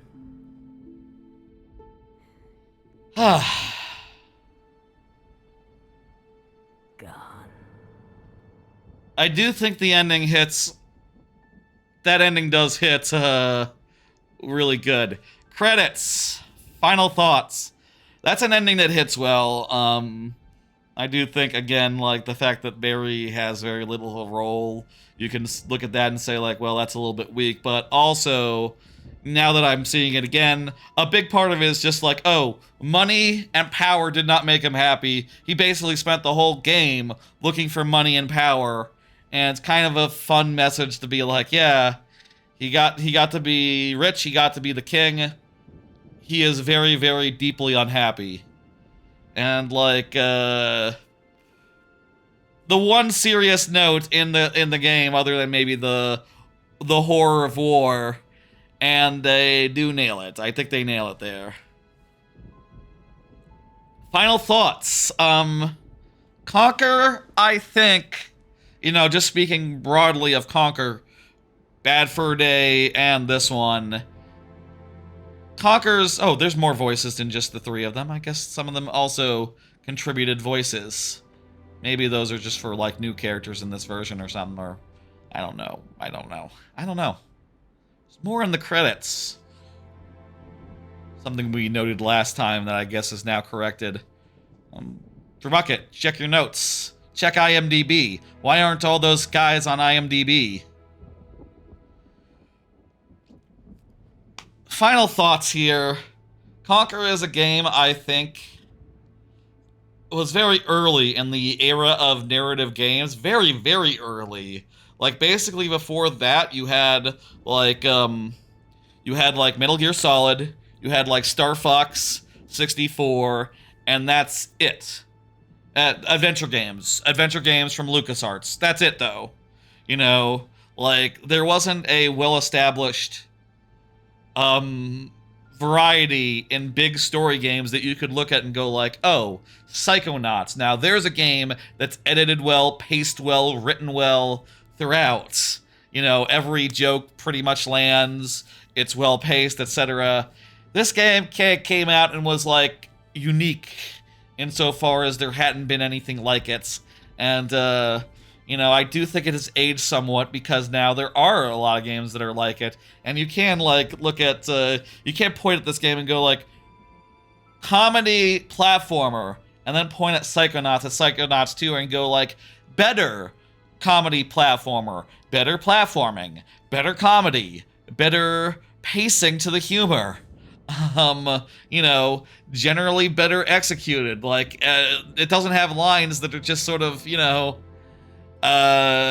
wait until they're over. Which, I do think it's part of its personality, part of its charm, that, like, Conker sometimes is like, well, yeah, okay, yeah, sure, whatever, okay. He's just sort of nonchalant in a way that is, like, decent enough, but does make for writing that is, like, the opposite of snappy. Writing that is the opposite of succinct. Writing that does not leap off the page, which is cool, but it also just compares horribly to, like, games that have become a little sharper and a little more pointed and a little more... Epilogue here. So, what'll it be? Was this in the original? I don't remember the epilogue. Space side. No ice. Huh. A man of taste. There you go. Whoa there, cowboy. Keep it coming. Oh, leave the bottle. Yeah. Looking a bit down. What's the matter? Was this here originally? I don't remember this. You wouldn't believe it. It makes sense to end in the bar that the game started in. I'll just drink this. Prologue aside, with the throne room and all that. Oh, right, yeah, I remember this part, which is that, like, oh, he gets drunk, he gets loaded, and then he wanders off in a different direction. Or maybe he can have another adventure tomorrow. Conker's Other Bad Day, or Conker Goes to Hell, or Conker's Other Bad Day. There's a name somewhere that was thrown around for, like, if they ever did a Conker sequel, which I'm pretty sure the ship has sailed there for what it's worth. That's Conker. Again, to continue the final thoughts, I think that it has sort of aged poorly. It is sort of like, definitely a game that, like, doesn't quite hold up as far as a modern game goes. You know, the platforming is pretty mid. The bullshit that it has you do along the way can be a little bit rough. And the humor just is a lot less sharp than, like, more modern games of this sort, narrative games. But I do think it has a certain charm to it, and I do think a lot of the sections are kind of low-key fun, you know? And there's a good variety of, like, things that you end up doing. There's also ones that are not fun, that I think is unfortunate. I'll say, as far as, like, this version of the game goes, Live and Reloaded, it is worth noting that, like, the changes they made the earlier parts worse, where all those, like, you know, if we jump into, like, the chapter select real fast, and just go to, like, I don't know, Drunken Gets, right? They added a bunch of... Actually, I don't think we can just see...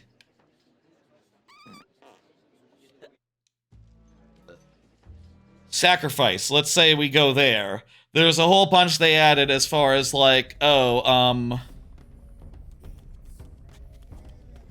we'd have to guide this guy back to see them. It's not important. They added a bunch of guys who, like, are annoying and make the first half of the game kind of unpleasant, because you have to, like, take out a melee weapon and attack them 3 times, and really there was no need for them. I don't think Conker needed to be difficulted up, you know? It didn't need to be harder than it was. It was kind of fine that you kind of just walk to the next objective most of the time. Like, they didn't need to add difficulty where there was none. That said, it does make it more of a smooth transition to, like, horror, to, like, spooky, it's war, and heist, the 3 parts of the game where it's a lot more demanding.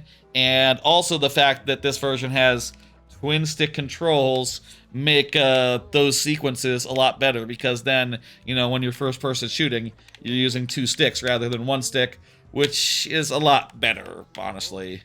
I do think Spooky was the best of... No, Heist was the best of them.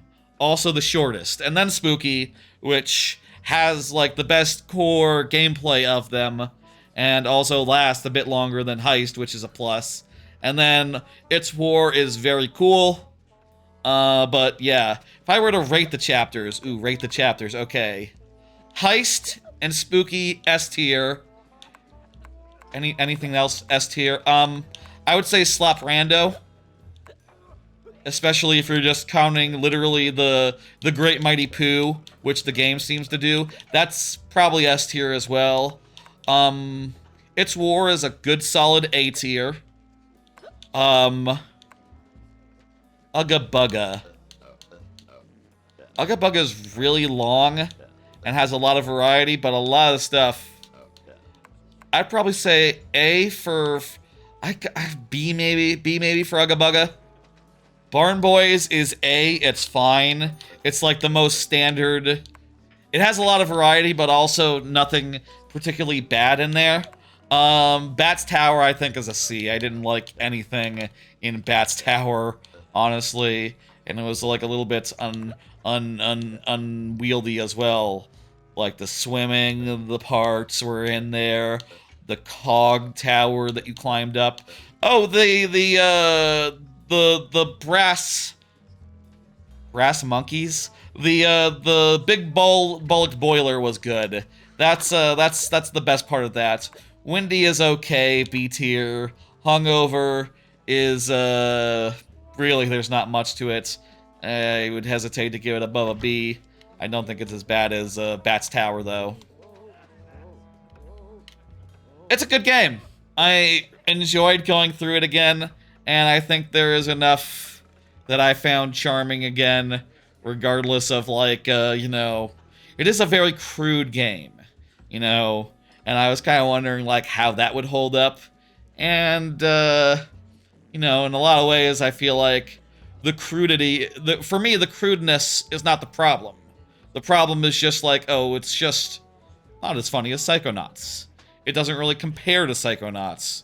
And like if you compare it to games like Psychonauts, it's like, okay, well you're hardly a comedy now. You're as much of a comedy as like, name a movie that's like, I don't know, not like, I actually don't have an example of like a movie that's marketed as a comedy, but not really as funny as like Airplane or Anchorman or something like that.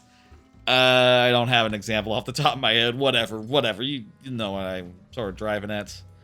I'll say I'm still fond of this game. Whatever review score I have on Backlogged, I will let that stand. What do I have it written at as on Backlogged? Now keep in mind this is the remix, so let me see what I have for Bad Fur Day first.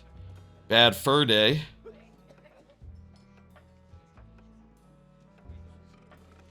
Hooking it up to the thing so y'all can see.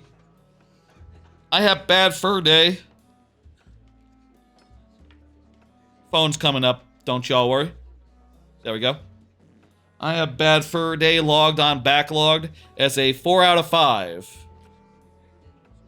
It's aged poorly at the time. It made up for the gameplay with gameplay that varied from bare bones to rather sloppy. The writing made up for the gameplay at the time. It doesn't carry it as well as it once did, but it's something to be tolerated. It's as complicated as it needs to be to support whatever parody the game is doing.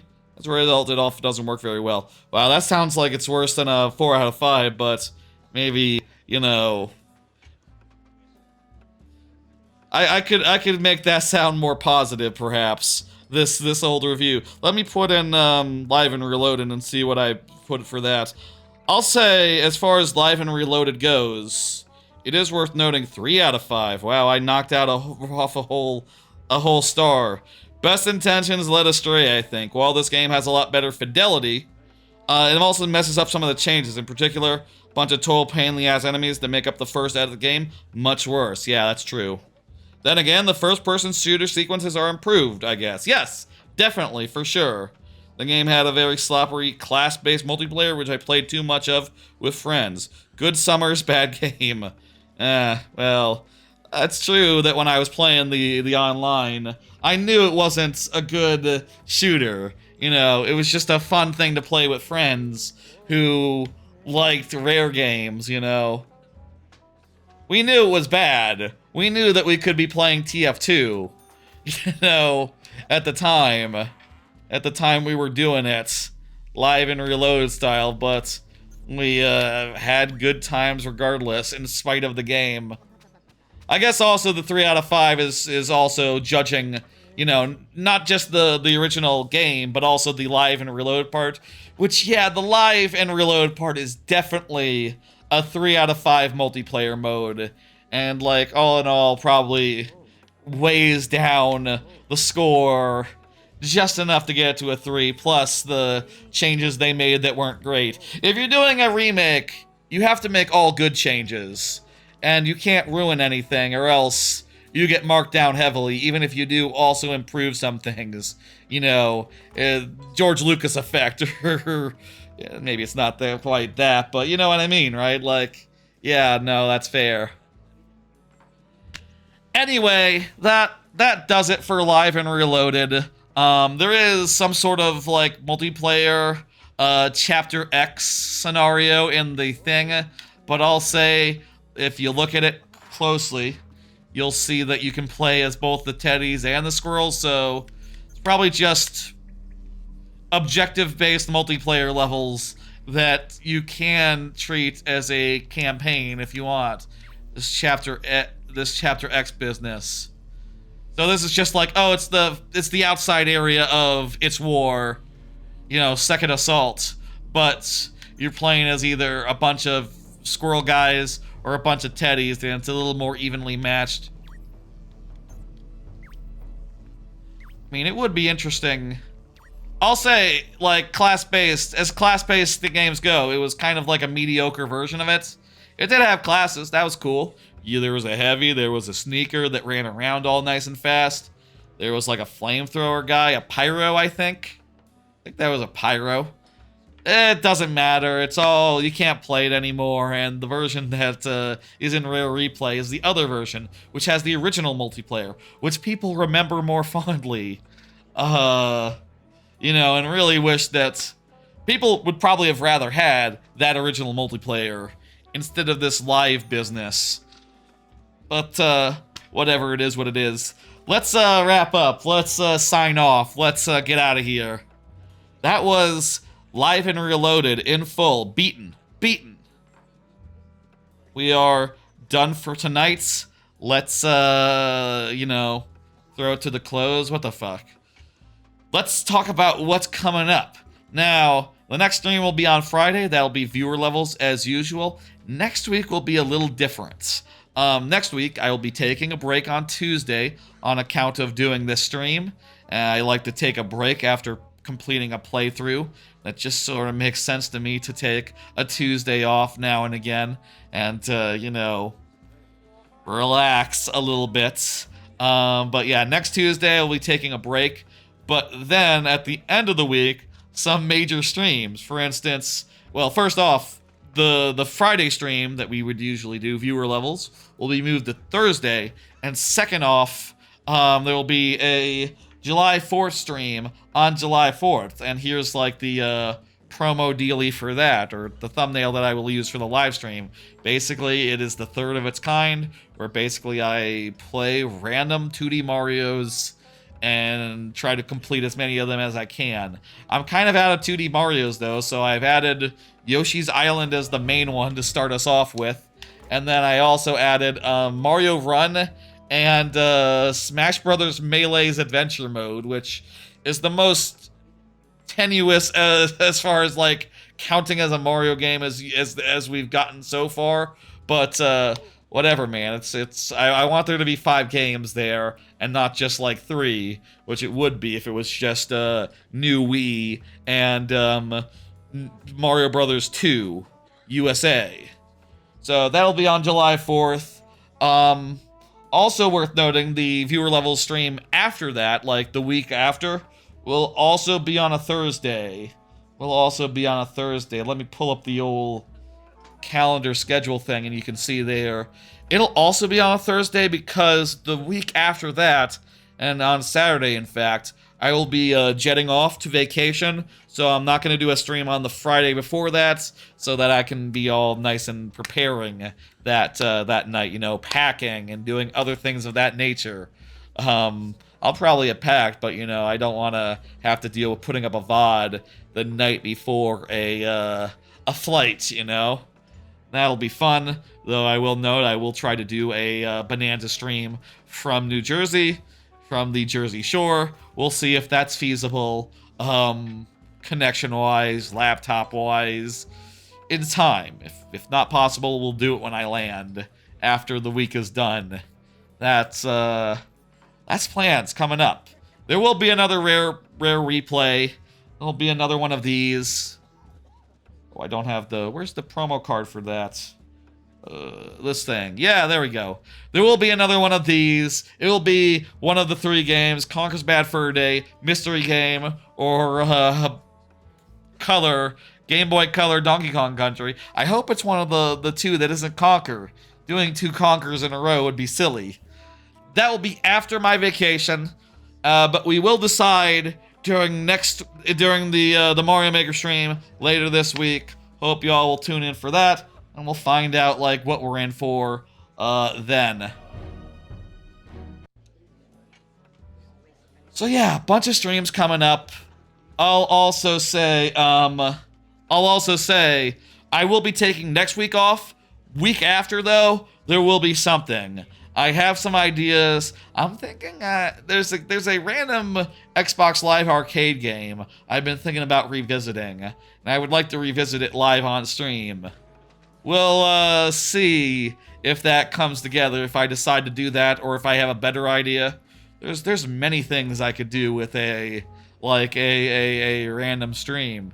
If there's a video game coming out, like a Tony Hawk or something. I think that comes out on Thursday, though, so that will not be in time for that stream. Whatever. We could do something else if there's a better idea, but what I'm thinking is a random, very old game. Let's check that out, and that'll be fun. Look forward to that. Streams coming up in the future. Anyway, that's gonna do it. Thank y'all for joining me and watching if you watched, hanging out if you hung out, chatting if you chatted. I appreciate it. Like, if you're watching the VOD now and, you know, you got all the way this far, hey, I appreciate that too. I appreciate the likes. I appreciate the subscriptions and follows, you know, on the Twitch side or the YouTube side, depending. One of those is money and one of those not. I appreciate both. Both kinds. I appreciate all y'all.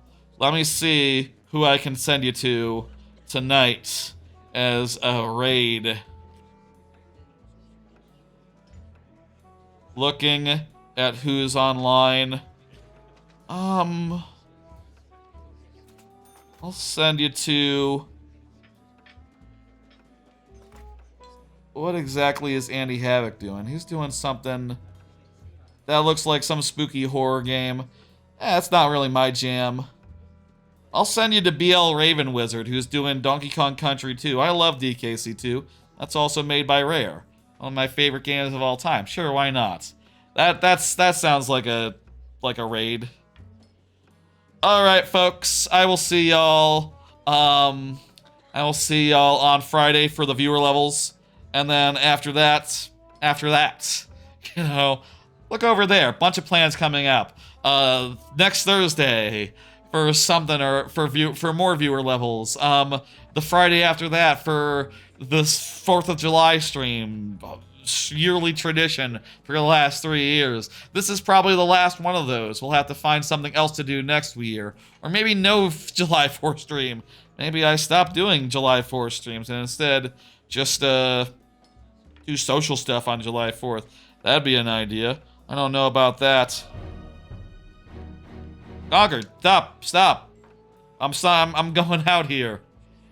Anyway, y'all take it easy. I'm getting up the stream on my phone so I can see the raid go in. Excellent. Okay. Again, y'all take it easy. There will be more Conker eventually on the stream. The original Bad Fur Day. We'll see if that's in a month or 2 months. Soonish. Tune in Friday to find out. And also, many a time in the future for many other things. Bye, folks.